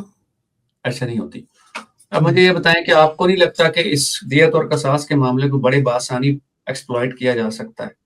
ہاں جی، کیا جاتا ہے، بلکہ جو بھی بڑا آدمی جرم کرتا ہے پاکستان میں وہ یہی قانون کا سہارا لے کے بھاگتا ہے۔ اب ایک امیر آدمی نے اگر کسی غریب کے بچے کو مار دیا ہے تو وہ تو یہی کہے گا نا کہ تمہارے 2 اور بچے ہیں، ان کی جان بچانی ہے تو پیسے لے لو، اور ورنہ کیا؟ یہ 2 سے بھی ہاتھ دھو بیٹھو گے۔ بالکل ایسا ہی ہوتا ہے۔ صرف یہی نہیں پرابلم یہ ہے کہ جب آپ نے فری ول دے دی ہے دنیا میں کام کرنے کے لیے تو پھر آپ دیت اور قصاص کا معاملہ لا کے انٹرفیئر کیوں کر رہے ہیں اس میں؟ ہوں، اب انٹرفیئر کیسے کر رہے ہیں میں آپ کو بتاتا ہوں۔ مثال کے طور پر میرا ایک بچہ تھا 20 سال کا جس کو کسی نے مار دیا۔ اب میں نے اس بچے کی دیت وصول کر لی، ٹھیک ہو گیا۔ قیامت کے دن وہ بچہ کہتا ہے ابا ادھر آنا ذرا، کس نے کہا تھا تجھے میرے پیسے لے، قصاص کیوں نہیں لیا تھا تم نے میرا؟ ہاں، میں کیا جواب دوں گا؟ صحیح بات ہے۔ بتائیں میں کیا جواب دوں گا اس کو؟ اب وہ مجھے کہتا ہے تو نے کس سے پوچھ کے پیسے لیے؟ میں تو مر گیا تھا، کیوں پیسے لیے تو نے؟ مجھ سے پوچھ کے پیسے لیے؟ اللہ میاں کو گلا نہیں کرے گا وہ؟ اللہ میاں نہیں، میں تو اس انصاف سے خوش ہی نہیں ہوں۔ کیوں پیسے لیے آپ نے؟ آپ کو قصاص لینا چاہیے تھا، لینا چاہیے تھا کہ نہیں لینا چاہیے تھا؟ بالکل۔ تو تو معاملہ یہ ہے پھر کہ اسٹیٹ جو ہوتا ہے وہ اصل میں ایک پارٹنر ہوتا ہے اس کرائم کے اندر۔ وہ اسٹیٹ کیسے آپ کو چھوڑ دے گا کہ آپ نے جا کے بندہ مار دیا، ٹرک کے نیچے دے دیا اور پھر آپ نے اس کو پیسے دے دیے؟ تو اور مجھے اسٹیٹ یہ کیسے چھوڑ بتائیں دے گا؟ جی، ایگزیکٹلی، اور یہ آپ انٹرفیئر کیوں کر رہے ہیں لوگوں کی زندگی میں؟ کیوں انٹرفیئر کر رہے ہیں جبکہ آپ نے ایک قانون بنا دیا ہے؟ ٹھیک ہے، آپ نے بتا دیا ہے کہ بھائی وہ فری ول میں نے تمہیں دے دی ہے اور خدا انٹرفیئر نہیں کرتا۔ کس نے کہا خدا انٹرفیئر نہیں کرتا؟ یہ انٹرفیئرنس ہے اور کیا ہے؟ یہ انٹرفیئرنس ہی تو ہے، اور کیا ہے یہ؟ آپ کو کیا لگتا ہے شرعی سزائیں انٹرفیئرنس نہیں ہے آپ کی فری ول میں؟ نہیں ہے، بالکل ہے۔ تو پھر آپ کیسے کہتے ہیں کہ فری ول ہے آپ کے پاس؟ اگر فری ول ہے تو پھر انٹرفیئرنس کہاں سے آ گئی؟ آپ مجھے یہ بتائیں کہ جب کسی کا ہاتھ کاٹتے ہیں آپ تو آپ اس کی فری ول لے رہے ہیں یا نہیں لے رہے؟ وہ کیسے چوری لے کرے گا رہے اس کا ہیں، ہاتھ؟ وہ ہاتھ ہم نے لے لیا، اس کا صلاحیت ہی لے لی اس سے۔ بالکل، ہاتھ لے لیا آپ نے اس سے، وہ تو چوری کر ہی نہیں سکتا۔ ہوں، دوسرے ہاتھ سے کرے گا، آپ دوسرا بھی کاٹ دیں گے اس کا ہاتھ۔ دوسرا بھی کٹے گا۔ ایگزیکٹلی۔ اور دوسری بات اس میں ایک اور بڑا پرابلم بھی ہے، اگر کسی پہ غلط الزام لگتا ہے چوری کا کہ اس نے چوری کی ہے اور وہ غلط گواہیاں آ جاتی ہیں، ہوتا ہے کئی ہوتا لوگوں کو ہے، ایسا ہی ہوتا ہے دنیا میں، بہت سارے بالکل۔ لوگوں کو غلط سزائیں ہوئی ہیں۔ آج آپ کے سامنے سٹوریز نکال کے پڑھیں جو آپ کو پتہ چلے گا جنہوں نے 30 سال جیل میں گزارے ہیں ان کی زندگی ختم ہو گئی۔ تو آپ مجھے بتائیں کہ اگر کسی کی گواہی پہ کسی کا ہاتھ کاٹ دیا جاتا ہے تو کیسے کمپنسیٹ کریں گے پھر اس کو؟ اس کا ہاتھ تو واپس نہیں لا سکتے آپ۔ irreversible loss دے کیوں رہے ہیں پھر آپ؟ پیسے دے سکتے ہیں۔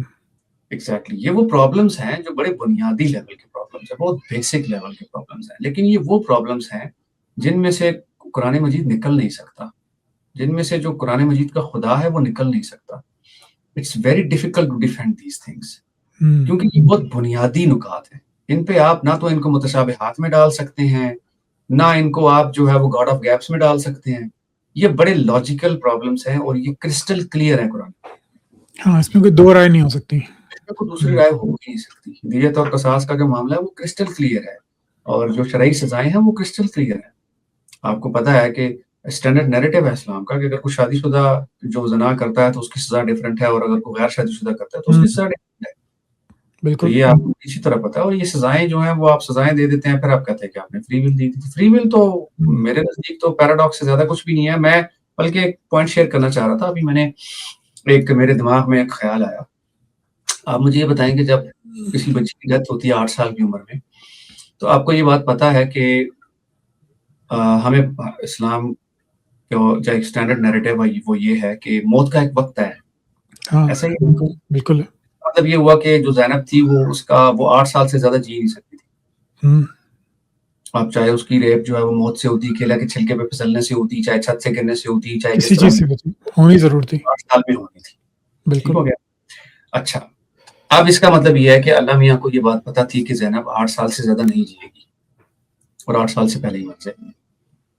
اب ایک شخص ہے جو کہ 20 سال کا ہے، اور وہ 20 سال کی عمر میں وہ گناہ کر دیتا ہے، اور جوانی میں کرتے ہیں لوگ، شرابیں بھی پیتے ہیں، سیکس بھی کرتے ہیں، اور اگر وہ 20 سال کی عمر میں مر جاتا ہے اس کو تو توبہ کا ٹائم ہی نہیں ملا۔ اب ایک شخص جو ہے وہ 70 سال کا، 70 سال عمر جی ہے اس نے، اس کے پاس تو ملٹیپل چانسز ہیں توبہ کرنے کے. ہاں بہت زیادہ چانسز ہیں. توبہ کرتا رہا اور حدیث میں آتا ہے کہ فلاں چیز پڑھیں گے تو آپ کی جو گناہ ایسے جڑ جائیں گے جیسے وہ سمندر کی جھاگ کے برابر ہو جائیں گے. ہاں سمندر کی جھاگ کے برابر گناہ معاف ہو جائیں گے اور جھڑیں گے ایسے جیسے خزاں میں پتے جھڑتے ہیں. جی ہاں یہ بھی ہے. اور یہ بھی آتا ہے کہ جب آپ حج کر کے آتے ہیں تو آپ ایسے ہو جاتے ہیں جیسے آپ نومولود بچہ ہوتا ہے پیدا ہوئے ہیں. جی جب آج پیدا ہوں. تو آپ مجھے یہ بتائیں کہ وہ جو ایک بندہ جس کی عمر ہی 20-30 سال تھی اس کو تو اپنی معافی مانگنے کا موقع ہی نہیں ملا, اس کی تو عمر ہی کم تھی. لیکن ایک 37 سال کا جو بشیرہ تھا میرے گاؤں کا, بشیرے کے پاس تو ملٹیپل چانسز تھے. اور پھر دوسری بات یہ ہے کہ جب آپ کے پاس گناہ کرنے کی سخت نہیں رہتی نا تو پھر توبہ آسان ہے. توبہ آسان ہے. بالکل کام آسان ہو گیا. وہ ایک لطیفہ یاد آ گیا کہ وہ ایک بابا جی جو تھے, وہ اگر آپ کی اجازت ہو تو سنا. جی جی بالکل بالکل. وہ ایک لڑکا لڑکی ہوتے ہیں, وہ بسوں کنار کر رہے ہوتے ہیں جھاڑیوں کے پیچھے. تو وہ ان کے محلے کا ایک بابا ہوتا ہے, وہ ان کو دیکھ لیتا ہے. تو وہ بابا کہتا ہے کہ میں شکایت لگاؤں گا, میں نہیں چھوڑوں گا تم لوگوں کو. تو وہ لڑکا ہوتا ہے وہ کہتا ہے اچھا یار بابا جی کو تھوڑا سا خوش کر دو, بابا جی اپنے محلے کی کوئی بات. تو وہ لڑکی کوشش بڑی کرتی لیکن بابا جی کو خوش نہیں کر پاتی. تو بابا جی کہتے ہیں نہیں میں شکایت ہی لگاؤں گا. پھر اس طرح کے کام ہوں گے تو پھر شکایت ہی لگے گی. پھر گناہ کیا ہی نہیں آپ نے تو معافی کائے کی مانگی, پھر شکایت ہی لگائیں گے آپ. تو یہ ایسا ہی ہوتا ہے بڑھاپے میں. تو آپ دیکھ لیں نا, وہ ایک حاجی صاحب تھے تو وہ حج کر کے آئے, تو وہ گراسری اسٹور پہ گئے. تو انہوں نے گراسری اسٹور والے کو بولا کہ بھائی وہ میرا جو کھاتا لکھا ہوا ہے وہ کتنا ہے. کہتا حاجی صاحب کو 20 لاکھ. تو بڑا خوش ہوا کہ شاید حاجی صاحب پیسے دیں گے. اچھا ٹھیک ہے, اب اس کے سامنے جو میرا نام ہے نا اس کے سامنے حاجی مشید لکھ دو. آج کر لیا. تو یہ فری ول جو ہے نا, وہ دیکھیں میں ایک ہمیشہ بات کرتا ہوں کہ ایک اومنی پوٹنٹ خدا اور ایک اومنیشینٹ خدا کے ہوتے ہوئے فری ول نہیں ہو سکتی. نہیں ہو سکتی. وہ فری ول دے کر بھی پھنس جائے گا, وہ فری ول نہ دے کر بھی پھنس جائے گا, کیونکہ دونوں سے اس کی دونوں خصوصیات کانٹرڈکٹری. اسی لیے آپ کو بہت سارے فری ول کے جو ہے نا وہ نظر آئیں گے. پیراڈاکسز میں بہت سارے لوگ آپ کو لبرٹیرینز نظر آئیں گے, ہارڈ ڈٹرمنزم نظر آئیں گے کہ جی ہارڈ ڈٹرمنزم ہوتا ہے. یہ سارے آپ کو نظر آئیں گے فلاسفرز کے, کوئی کیا بات کر رہا ہوگا, کیا بات کر رہا ہوگا. کوئی تو آپ کو جیسے وہ ایگزسٹینشلسٹ ہیں, وہ تو یہ کہتے ہیں کہ انسان جو ہے وہ اپنی جتنی بھی جو چیزوں کو ٹرانسفارم کرتا ہے وہ خود کرتا ہے, وہ پری ڈیٹرمنٹ نہیں ہوتی, انیٹ کوئی چیز نہیں, وہ وقت کے ساتھ ساتھ سیکھتا ہے. ایگزسٹینشلزم از ہیومنزم. تو آپ اگر فلاسفرز کو پڑھیں وہ اس طرح کی باتیں کرتے ہیں. بالکل. چلیں ٹھیک ہے اجمل بھائی, اب آپ نے جو ہے وہ خدا پہ بات کی, قرآن مجید کی, اللہ تعالیٰ پہ بات کی, اور جو ہے وہ پھر ابھی قرآن کی کو کس طرح جج کرنا چاہیے مسلمان کو, اس کی آپ نے کچھ مثالیں دیں. اب بس 1-1.5 گھنٹہ ہو گیا, تو اب میں یہ جاننا چاہوں گا آپ سے 2 چیزیں کہ ایک, رسول اللہ کو ہم پیغمبر کیوں نہیں مان سکتے؟ وہ ان جیسا انہوں نے جو انقلاب برپا کیا 23 سال میں وہ کر دکھایا جو لوگ صدیوں نہیں کر پاتے یا سالوں نہیں کر پاتے, پوری تنظیمیں نہیں کر پاتی, وہ اس اکیلے بندے نے کر کے دکھا دیا ہمیں. اور دوسرا, ایک تو یہ رسول اللہ کی ذات, ہمیں پیغمبر کیوں نہیں دکھتا ان کے اندر. اور آخری بات یہ کہ اسلامی تاریخ جو ہے اس میں آپ کو کوئی ایسی چیز ملتی ہے جو کہ اسلام کے اس کلیم کو کہ وہ آخری دین ہے اور قیامت تک کے لیے آیا ہے, اس سے وہ چیز میچ نہ کرتی ہو. تو ان دو باتوں پہ کچھ بتائیے ہمیں. دیکھیں میں رسول اکرم کی ذات پہ تو بات نہیں کرتا جی, لیکن یہ ہے کہ چلے بنیادی جو بات ہے وہ یہ ہے کہ میرا نہیں خیال کہ رسول اکرم نے اپنے دور میں کچھ ایسا انہونا کام کیا تھا جو کہ اس وقت نہیں ہو رہا تھا. ٹھیک ہے, سب سے بڑا جو الزام لگتا ہے وہ سلیوری کا لگتا ہے. ٹھیک ہے, کسی چیز کو ٹرانسفارم کرنا اور چیز ہوتی ہے. ہاں یہ اس بات پہ آپ آرگیو کر سکتے ہیں کہ رسول اکرم نے جو ہے وہ تھوڑا سا سلیوری کو ڈسپلن ضرور کیا تھا. بالکل. لیکن ساتھ ہی اگر ہم حدیث کا مطالعہ کریں تو وہاں پر آپ کو وہ ان کو بیچ کے پھر ان سے گھوڑے خریدنا اور ان سے وہ تلواریں خریدنا, پھر جو پردے کا جو سسٹم ہے وہ لونیوں کو ایک بائیفرکیٹ کرنا عام عورتوں سے, تو یہ ساری باتیں آپ کو نظر آتی ہیں. لیکن جب آپ یہ دیکھتے ہیں کہ بھائی آپ ان سے سیکشول پلیجر بھی لے رہے ہیں کیونکہ وہ آپ کو کیا کہتے ہیں اس کو جنگ میں ملی ہیں, لیکن آپ کو لونڈے ملتے تھے جنگ میں, کیا ان کو سیکشول پلیجر کی ضرورت نہیں ہوتی تھی, ان کو تو آپ کیسٹریٹ کر دیتے تھے. جی عورتوں کو بھی آپ یہ لاجک دیتے ہیں نا کہ جی وہ جی ہم نے مال خریدا تھا تو مال خریدنے کے لیے اگر ضرورت بھی پوری ہو جائے تو کیا فرق پڑتا ہے. یہ غامدی صاحب اسکول آف تھاٹ پہ بھی یہ بات کرتا ہے کہ جی اچھا کیا ہو گیا جی اگر جنسی تعلق قائم بھی کر لیا تو آپ نے ایک مال خریدا تھا تو کیا فرق پڑ گیا اس سے. جب آپ ایک طوائف کے پاس جاتے ہیں تو آپ اس کو پیسے دیتے ہیں. یہ غامدی صاحب اپنی ویڈیو میں فرما رہے تھے. تو اچھا آپ یہ دیکھیں کہ مطلب اس سے دیکھیں اصل میں عورتوں کے ساتھ جو کچھ تاریخ میں ہوتا آیا نا فراز بھائی, اسلام نے کچھ اس سے ہٹ کے نہیں کیا ہے کچھ زیادہ, ٹھیک ہے. اور عورتوں کے ساتھ آپ دیکھ لیں جو ایک امتیازی سلوک ہوتا رہا, ہوں وہ چاہے وہ ہندو مذہب ہے, چاہے وہ کرسچینٹی ہے, چاہے وہ جوداازم ہے, تو یہودیوں نے بھی تو کوئی اچھا سلوک نہیں کیا عورتوں کے ساتھ. ہاں نہیں کیا, بالکل بھی نہیں کیا. تو آپ یہ دیکھیں کہ اسلام نے بھی تو اس کو کوئی اتنا خاص مطلب, اب ٹھیک ہے آپ کی اپنی بیٹیوں کی تو عزت ہے لیکن دوسروں کی بھی تو بیٹیاں بیٹیاں ہی ہیں نا. اور کیا. پھر آپ کو یہ مثالیں سننے کو ملتی ہیں کہ دیکھیں جب حضرت علی نے خواہش ظاہر کی تھی شادی کرنے کی تو رسول اکرم جو تھے وہ غصہ ہو گئے تھے بڑے. ان کا جو ہے وہ تو انہوں نے یہی کہا کہ بھائی وہ جس نے فاطمہ کو دکھ دیا اس نے رسول اللہ کو دکھ دیا, ٹھیک ہے. لیکن جیسے ہی جب حضرت فاطمہ کا انتقال ہوتا ہے تو حضرت علی نے تھلتھلی مچا دی. تو مطلب کہنے کا مطلب یہ ہے کہ آپ ان سے یہ بات ثابت ہوتی ہے کہ عورتوں کی کوئی خاص عزت اس وقت بھی نہیں تھی, ٹھیک ہے. اور میں نہیں سمجھتا کہ میں مزید تو خیر نہیں کروں گا, رسول اکرم پہ میں زیادہ بات کرتا ہوں. جی جی لیکن یہ ہے کہ بہرحال وہ ہو سکتا ہے ایک ملٹری کمانڈر تو اچھے ہوں, ملیٹنٹ تو اچھے ہوں گے وہ, لیکن بہرحال اگر آپ دوسرے اصولوں کو مد نظر رکھیں تو مجھے تھوڑے سے شارٹ فالز نظر آتے ہیں اس میں. مطلب یہ کہنا چاہ رہے ہیں کہ آپ کے جو اخلاقی افعال تھے وہ 7ویں صدی میں جو ہو رہا تھا وہیں تک محدود تھے. آپ نے ایسا کوئی انقلابی کام نہیں کیا انسان کی اخلاقیات کو لے کے جس سے احساس ہو کہ ان کو گائیڈنس جو ہے وہ کہیں باہر سے مل رہی ہے, اس کا سورس کہیں ہے. ان کا سورس وہی ان کا علاقہ تھا جہاں پہ وہ پلے بڑھے, سفر کیے, جنگیں لڑیں, اسی اخلاق کو انہوں نے اسلام میں شامل کیا. تو یہ ان کے خلاف ایک ہم کہہ سکتے ہیں کہ یہ ان کے خدا کی طرف سے بھیجے جانے پہ ایک سوال ضرور اٹھاتا ہے. پھر ایک اور بات بھی ہے نا, دیکھیں آپ کو یہ بھی دیکھنے کو ملتا ہے کہ انہوں نے بڑی غربت میں زندگی گزاری.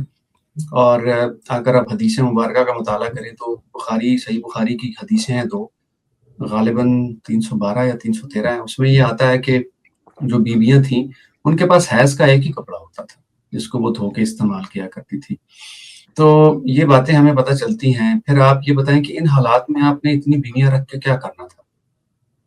اور دوسری بات آپ کو یہ بھی پتہ چلتی ہے سیرت کی کتابوں سے کہ جب جو بزنس تھا حضرت خدیجہ کا وہ تو ختم ہو چکا تھا.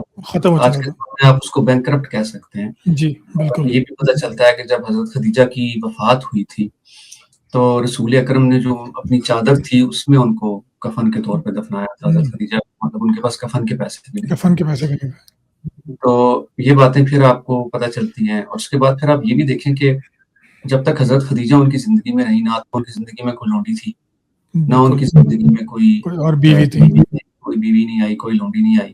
لیکن جیسے ہی الہامی کتاب کا علم ان پر آنا شروع ہوا, خدا کے احکامات جو ہے وہ وہی نازل ہونا شروع ہوئی, تو بیویاں بھی آنا شروع ہو گئی اور لونڈیاں بھی آنا شروع ہو گئی. ہاں یہ بڑا اسٹرانگ اعتراض ہے کہ آپ کے جب حضرت خدیجہ کی حیات میں آپ لونڈیاں افورڈ کر سکتے تھے. مطلب آپ ایک متمول امیر خاتون تھیں, آپ کے قافلے کہاں جاتے تھے, پیسے تو تھے لیکن کوئی لونڈی آپ نے نہیں رکھی اس مقصد کے لیے. خادمائیں تھیں لیکن وہ جو جن سے آپ تلذذ اٹھائیں وہ پھر آتی ہیں بعد میں, اور آپ کی شادیاں بھی پھر بعد میں جو ہوتی ہیں 8-9 جو بھی وہ اس کے بعد پھر ہوتی ہیں. یہ بھی بہت اسٹرانگ پوائنٹ ہے. اور اسلامی تاریخ کے بارے میں انجم بھائی کوئی ایسے چند واقعات. اسلامی تاریخ جو ہے وہ دیکھیں, ایک تو اسلامی تاریخ ان کی اپنی ہی کتابوں میں لکھی ہوئی ہے اور تو کہیں سے آپ کو ملتی ہے. ہاں اس کا آپ کنفرم نہیں کر سکتے کسی متبادل سورس سے. جی بالکل. پھر آپ یہ دیکھیں کہ رسول اکرم کی جو بیویاں تھیں جو امہات المومنین تھیں ان کا کہاں ہے, کہیں آپ کو ملتا ہے حضرت عائشہ کہاں گئی اس کے بعد؟ حضرت عائشہ کا ثبوت نہیں ملتا. اور جو اس کے علاوہ جبیریاں تھیں, صفیہ تھیں, ماریا قبطیہ تھی، ان کا کہاں ثبوت ملتا ہے؟ وہ کہاں گئی؟ انہوں نے زندگی کیسے گزاری اپنی؟ ثبوت اور اگر یہ مانگا جائے تو وہ تو حضرت عمر کا بھی نہیں ملتا کہ آپ نے آدھی سے زیادہ دنیا فتح کر لی ہے، پتہ نہیں کتنے آپ کے آتے ہیں کہ بھائی وہ حکم نامے لکھے، بیت المقدس میں یہ لگایا، وہاں وہ لگایا، وہ اوریجنل فارم میں موجود نہیں، ان کے ذکر ادھر ادھر مل جاتے ہیں اسلامی سورسز میں، حضرت لیکن وہ ابوبکر صدیق کے بارے میں تو بہت ساری احادیث بھی نہیں ملتی ہیں آپ کو، کچھ بھی نہیں ملتا۔ ہاں کچھ بھی نہیں ملتا۔ حضرت علی کے بارے میں آپ کو یہ جو شیعہ جو گلوریفائی کرتے ہیں چیزیں، وہ ہوں، بھی آپ خوارج کی تاریخ اگر بیچ سے نکال دیں تو حضرت علی کے بعد بھی کچھ نہیں بچتا، مجھے بتائیں نا۔ ہوں۔ اگر خوارج کا اور حضرت عثمان کے قصاص کا معاملہ بیچ سے نکال دیں آپ، تو کیا ہے ان کے بعد؟ کچھ بھی نہیں بچتا پیچھے۔ حضرت ہاں علی کا پھر کیا وہ ثبوت ہے؟ بس مجھے بتائیں ذرا۔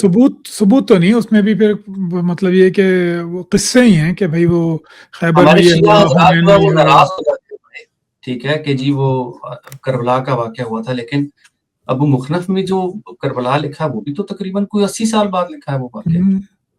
80 سال بعد لگا، اور وہ صرف ایک راوی ہے جو بیان کر رہا ہے، مطلب اہل بس بیت کے جو واقعات آتے ہیں اس میں کوئی ذکر بھی نہیں ہے، کوئی امام ذکر نہیں کرتا، جن کو امام بتاتے ہیں وہ اور ایک اور امام آپ کو ذکر نہیں کرتا۔ بتاؤں، یہ ماتم والا جو معاملہ ہے نا، یہ ماتم والا معاملہ تو رسول اکرم کے دور میں چل پڑا تھا۔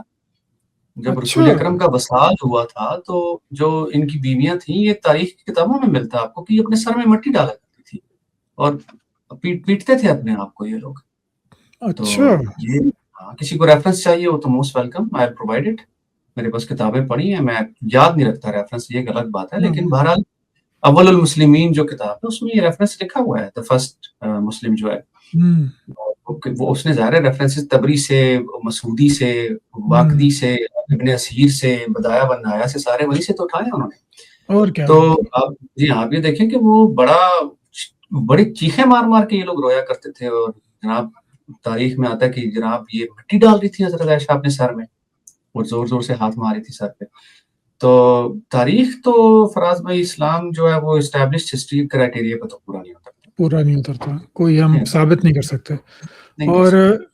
اسلامی فقہ کے کچھ احکام ایسے ہیں آپ کی نظر میں جو کہ اسلام کے ایک ڈیوائن ریلیجن ہونے پہ اعتراض اٹھاتے ہیں؟ جیسے ایک تو ہم نے بات کی غلاموں کی اور سیکشل سلیوری کی، کہ لونڈیوں کو آپ شرمگاہ کے علاوہ ہر جگہ سے چھو کر اچھی طرح چیک کر سکتے ہیں، اور پھر ان پہ پردے کی پابندی بھی نہیں تھی جو ایک آزاد خاتون پہ تھی، غلامی کا انسٹیٹیوٹ بھی موجود تھا۔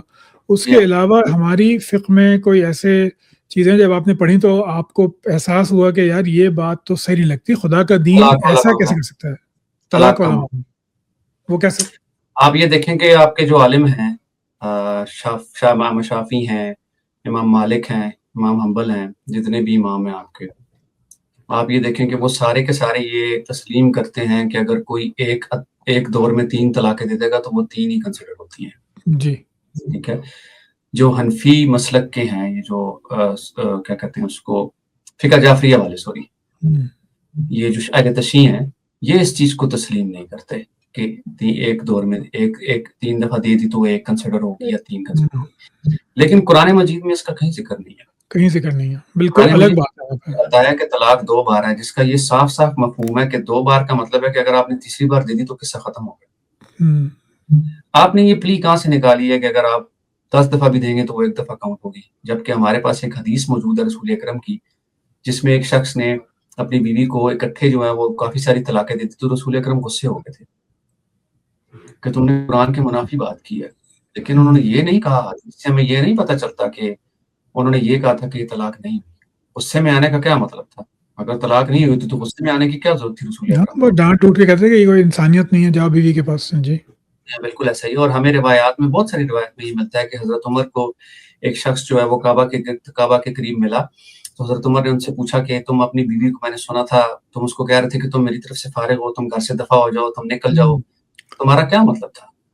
تم آج کعبہ کے قریب کھڑے ہوئے ہو، تم بتاؤ تمہارا کیا مطلب تھا؟ تو وہ شخص کہتا ہے کہ جی اب کیونکہ میں کعبہ کے پاس کھڑا ہوں تو میں جھوٹ نہیں بولوں گا، میرا مطلب تھا کہ میں تمہیں فارغ کر رہا ہوں، تمہیں طلاق دے رہا ہوں۔ تمہیں طلاق ہو گیا۔ پھر حضرت علی سے ایک قول منسوب ہے کہ ایک شخص نے اپنی بیوی کو پتہ نہیں کتنی دفعہ طلاقیں دی، انہوں نے کہا کہ اگلی پچھلی ساری طلاقیں ہو گئی ہیں تمہاری۔ تو یہ ایک بہت بڑا ایشو ہے کہ ایک سوشل کانٹریکٹ جب آپ سائن کرتے ہیں، دیکھیں انسان 100 طرح کے معاملات ہوتے ہیں، آپ ٹریفک میں آئے ہیں، آپ کا باس سے لڑائی ہو گئی ہے، اور मर्दों को, जब औरतें घर में होती हैं उनको डिफरेंट, जो देखिए मेंस्ट्रुअल साइकिल में औरत का एक डिफरेंट बिहेवियर होता है, बिहेवियर होता है, इरिटेबल होती है, ठीक है, बिल्कुल। वो इरिटेट हो जाती है बहुत जल्दी।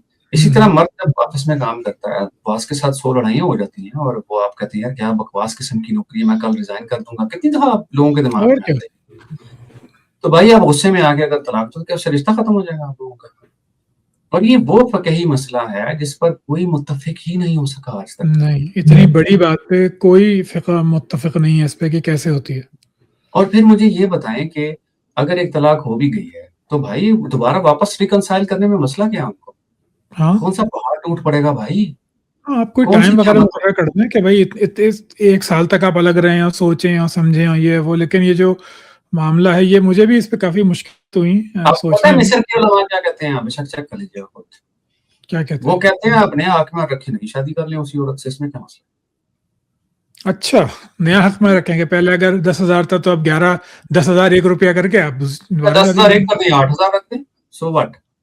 मतलब नया हक में, अच्छा, पिछला खत्म, नया हक में रख के आप उस औरत से नया निकाह कर लें। आपको हलाला-शलाला करने की ज़रूरत नहीं है। अब हलाला है या नहीं है उसमें मैं बहस नहीं करता, लेकिन कुरान हाँ, मजीद में साफ-साफ लिखा हुआ है कि अगर वो अपने पिछले शौहर के पास वापस जाना चाहती है तो उस वक़्त तक नहीं जा सकती जब तक उसकी शादी ना हो। अब वो हाँ, बाय चांस है या जैसे भी है, it does not make any difference. दस लेकिन इस अज़दवाजी ताल्लुक औरत को ही कायम करना है। ऐसा भी तो बिल्कुल। रखते हैं ना कि बंदे को बोलते हैं कि जा किसी मौलवी के साथ 2-4 दिन गुज़ार के आ भाई। मौलवी साहब जो हैं वो हाथ साफ करेंगे तुम्हारे ऊपर, उसके बाद जो है तुम कर सकते हो। गुफ़ा बनाएँ बैरिंग को। गुफा बनाए अब यार, क्या जब तक कब्ज़ नहीं खुलेगी आप वापस नहीं आ सकते। वापस नहीं आ सकते। हाँ, इस तरह की कोई बात कर सकते थे, बिल्कुल तो सही ये कह रहे हैं। ये औरत पे कैद क्यों है भाई आप? हाँ, हुँ, और फिर देखें इंसान के जब बच्चे होते हैं 100 तरह के मामलात हो जाते हैं। जॉइंट फैमिली सिस्टम में इंसान के 100 तरह के मसले, झगड़े ये हो मतलब जाते हैं, थोड़ी होता है प्रॉब्लम्स कि हो जाती हैं। दिया आप आपने जनाब फौरन तलाक पे मसला खत्म कर दिया, भाई मीडिएटर बिठाओ, मीडिएटर बिठा के बात-सात करो कि आप देखें ना कि जो कारी नीब डार साहब या जो ये अल्लामा इसहाक थे, मौलाना इसहाक थे, वो यही कहते थे। वो कहते थे मैं घरों के तलाक को तलाक ही नहीं मानता। हाँ, क्योंकि वो कुरान के बिल्कुल ख़िलाफ़ है। मैं यही बात कहना चाह रहा था कि फ़िक़्ह जाफ़रिया में भी वो यही एतराज़ उठाते हैं कि ये जो तुम आपके तलाक का निज़ाम है, ये कुरान मजीद के बताए हुए उसूल के बिल्कुल ख़िलाफ़ खड़ा हुआ है। तो लेकिन कुरान लेकिन आप मजीद भी तो क्लियर बात नहीं ना करता, वो तो सिर्फ यही हाँ, कहता है क्लियर कि बात है। तलाक 2 बार है, दैट्स इट।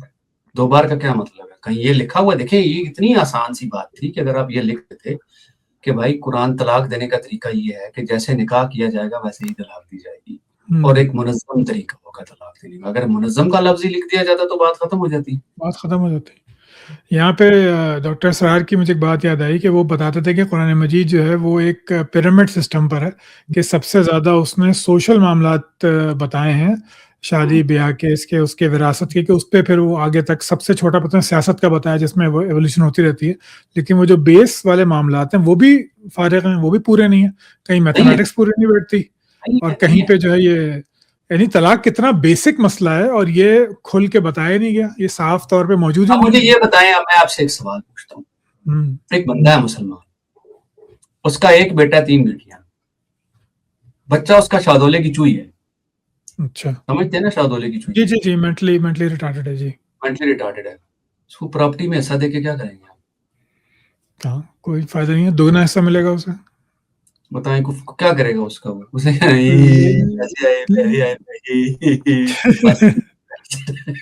हाँ, और वो क्या काफी नहीं करेगा? खरीद सकता अपने लिए बाहर से जाके भाई, हाँ, तो ठीक है? अब विरासत मैं के इतनी कानून में सेंस नहीं, ऐसी उसको क्या पता ये जो बाबा जी बने ये कौन है?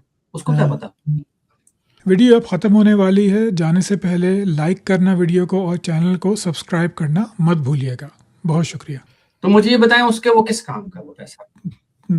उसके काम का नहीं है, बजाय बल्कि इसके कि आप ये करें कि यार तुम 3 मेरी बेटियां हो, तुम ऐसा करो, मेरी जिंदगी का तो आखिरी टाइम आ गया है, हुँ, तो ये जान है एक, तुम इसको अपने साथ रख लो, मैं इसकी जायदाद का हिस्सा तुम्हें दे देता हूँ। तो लेकिन ये कुरान मजीद में इसकी इजाज़त नहीं मिलती, इसमें फिर आपको इज्तिहाद करके और वो सब चीज़ें पर हीला कुरान शरई लगा मजीद के आप में निकालते हैं। इज्तिहाद ही तो नहीं हो सकता, यही तो बात है सारी। कुरान खुदा के हुक्म पे इज्तिहाद कैसे करेंगे आप मुझे बताएं? नहीं, नहीं, वो तो निकाल लेते हैं ना कि भई वो तो खुदा का हुक्म तो अमूम के ऊपर होता है, ये तो एक ख़ास मसला पैदा हो गया तो इसमें हम इज्तिहाद कर सकते हैं उन उसूलों की रोशनी में। हालांकि उसूल कोई नहीं होते, वो अपनी मर्जी यही तो होती है। एतराज फिर मुतजिला पे उठाया जाता था ना, हम्म ठीक है। जब इमाम गजाली जैसे लोग आए थे तो वो यही तो कहते थे कि कुरान की जो चीज है वो मनोवन तस्लीम की जाएगी।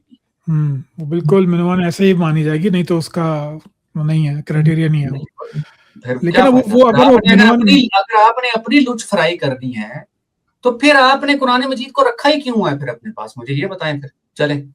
वो रुखसती करनी होती है ना, बरकत और रुखसती वगैरह अगर करनी होती आपने है। उससे अगर आप देखें, अगर आपने प्रॉपर्टी की डिवीजन इस तरह से करनी है कि आप उस पर इज्तिहाद करेंगे, इजमा करेंगे, क्यास करेंगे, जो कि मुमकिन नहीं है, मैं नहीं मानता इस चीज को। मैं मुसलमान रह चुका हूं, मैं इसको बिल्कुल एब्सोल्यूट रबिश समझता हूँ कि कुरान पे इज्तिहाद हो सकता है, क्यास हो सकता है, इजमा हो सकता है। तो आप उसको मनोवन उसी तरह तस्लीम करेंगे जिस तरह से कुरान मजीद में लिखा हुआ है, ठीक है। इसीलिए शरई अदालतें मुल्कों में बनी होती हैं। अगर आप उसके अगेंस्ट जाएंगे प्रॉपर्टी डिवीजन के, तो आपका बच्चा आप पे केस कर सकता है शरई अदालत में जाकर। बिल्कुल। क्या करेंगे फिर आप? बताएं। और आपके आज पास, आज आजकल तो पाकिस्तान में बेटियों के मामले से भी अदालतें बड़ी सख्त हो गई हैं, अच्छा जलील भी करते हैं और रिश्वत भी दिलवाते हैं। जी हाँ, अच्छी बात है, अच्छा, दिस इज वेरी हाँ दैट्स गुड, उनको मिलना चाहिए उनका हिस्सा। बिल्कुल। जब चलिए आपने ये कह जबरदस्त। दिया कि भाई एक औरत की पिटाई लग रही है सूरह निसा के मुताबिक, तो वो अदालत अदालत जाके क्या करेगी? वो तो कुरान के खिलाफ जा रही है। वो तो कुछ नहीं मिलेगा उसे। फिर कुछ नहीं मिलेगा उसे, वो कुछ नहीं कर सकती वो। यही मसला टीनेज शादी में हो जाता है कि वो अगर वली जो है, अच्छा ये भी मजे की बात है कि शादी तो आप बच्ची की कर सकते हैं जब वो बालिग ना हो, लेकिन वो उसको अपनी शादी तोड़ने के लिए बलूगत तक का इंतजार करना है, क्योंकि वली जो है वो उस पे है। तो वहां 18 साल पे किसी को एतराज नहीं होता जी कि वहां बिल्कुल वो ऐसा ही कहते हैं कि हाँ हाँ, वहां वो ये नहीं कहते कि अब ये बालिग हो गई है तो इसको ये जी। इख्तियार हासिल है कि वो जाके खुला ले ले। लेकिन उसको फिर वो वली के साथ ही में उसको रखते हैं कि वो वली अगर नहीं देगा तो फिर वो नहीं होगा। एक किताब थी आई थी, मैं हूं नुजूद, आई एम नुजूद, उसमें उसने यही बताया कि वो खुद गई अदालत, तो अदालत ने कहा नहीं भाई अपने वली को लेकर आओ, वो कहेगा तो तुम्हारा हम निकाह फस्ख करेंगे, नहीं तो तुम नहीं कर सकती, इट्स नॉट पॉसिबल। वो बालिग होगी तो कर सकती है ना, उससे पहले तो नहीं कर सकती। लेकिन वहां पे वो बलूगत की लीगल डेफिनेशन ले आते हैं कि 18 साल, लेकिन हाँ, 18 सेक्स साल। के लिए जो है वो मेंसेस भी काफी हैं। तो और एक ये, हदीस भी है कि बाकरा की कोई मर्जी नहीं है। हाँ हदीस बाकरा की शरीफ में मर्जी आता है नहीं कि होती, बाकरा की मर्जी। उसकी हाँ। खामोशी उसकी मर्जी है। जी और वो उसमें ये प्ली लेकर आते हैं कि जी जब बालिग हो जाएगी तो अपना फैसला कर लेगी। अब बालिग करने की तो इस्लाम में उम्र ही नहीं लिखी हुई कहीं पे। हाँ। कहाँ लिखी है? तो अपने बालिग होने की कोई उम्र लिखी है? आपने मर्दों का जो ताल्लुक है वो प्यूबिक हेयर के साथ रख दिया है बालिग होने का, और औरतों का जो है बालिग होने का ताल्लुक है वो अपने मेंस्ट्रुअल साइकिल के साथ रख दिया है। ये कौन सा ताल्लुक? पूरे इस्लामी लिटरेचर में बालिग होने का ताल्लुक इसी चीज के साथ है, किसी और चीज के साथ है ही नहीं। नहीं, आप बताएं इसको कैसे सॉर्ट आउट करेंगे आप? तो नहीं कर सकते, वो जलेबी बनाते हैं, फिर वो कैसे सब नहीं कर सकते बिल्कुल भी। ये आपका बहुत बड़ा फकीही मसला है आपका, बताएं इसको हम्म, कैसे हल करेंगे? आप नहीं कर सकते आप। और देखें, फिका का जो मामला है ना फराज भाई, वो आपकी जो करंट जो सिचुएशन चल रही है ना सोसाइटी की, वो कोलैप्स हो जाता है उस पर। हाँ चाहे वो सोसाइटी, चाहे वो तलाक का मामला हो, चाहे वो बच्चियों की शादी का मामला हो, चाहे वो आपकी क्या कहते हैं उसको, तलाक का मामला हो, चाहे किसी भी किस्म का मामला हो, वो कोलैप्स हो जाता है। वो चाहे वो शरई सजाओं का मामला हो, वो कोलैप्स हो जाता है। वो हो ही नहीं सकता, पॉसिबल ही नहीं है। देखें, आप हमेशा ये बात करते हैं कि जी दारुल हरब होगा और दारुल इस्लाम होगा, हम्म, ठीक है। और जब दारुल हरब होगा तो आप सुकून से बैठेंगे, जब दारुल इस्लाम होगा तो आप लोगों से जजिये लेते रहेंगे, ठीक है। लेकिन आप ये देखें, यही वो मेंटालिटी है जिसकी वजह से मुसलमान आज सिर्फ कुरान से साइंस ही निकालते हैं, उस पर अमल नहीं करते। अमल कभी नहीं कर काश सकते। क्या अमल नहीं कर सकते। काश कितना अच्छा होता कि इनके पास फिर ये जो मुसलमानों का मसला है। एक आमिर आमिर कसिर थे, एक आई थिंक लेबनीज थे, उन्होंने एक किताब लिखी थी अपनी, और वो ये बात करते थे कि जो मुसलमान, वो एम्बिग्यूटी पे बात करते थे बहुत ज्यादा। उन्होंने ये बात की थी कि जो मुसलमान है ना, वो मुतजिला के दौर से जो ये जो कहते हैं ना गोल्डन एज इस्लाम, जनाब अब्बासियों का दौर, ये तो फलाना, गोल्डन एज इस्लाम से लेकर जो आज तक का इस्लाम है ना, इसमें मुसलमान फंस के रह गए हैं और ये कंफ्यूज्ड हो चुके हैं बहुत ज्यादा। इनको पता ही नहीं है कि वो वाला इस्लाम बेहतर था या ये वाला इस्लाम बेहतर है। اور یہ آپ کو مڑ توڑ کے وہی گولڈن ایج اسلام کی مثالیں دیں گے، اسلام میں تو یہ تھا، اسلام میں تو وہ تھا. بھائی جن کے ساتھ تھا ان کے ساتھ کیا کیا تھا آپ نے؟ پہلے یہ تو بتاؤ. پہلے تو جو معتزلہ تھے ان کو آپ نے ڈنڈے ڈنڈے مارا، پھر معتزلہ نے بھی اماموں کو نہیں چھوڑا، اماموں تک کو معتزلہ نے کوڑے مار دیے. بتائیں، معتزلہ نے بھی تو کوڑے مارے نا اماموں کو، معتزلہ نے بھی تو کسر نہیں چھوڑی، نہیں چھوڑی. جی بالکل حنبل کو کوڑے مارے تھے. بالکل ایسا ہی ہے.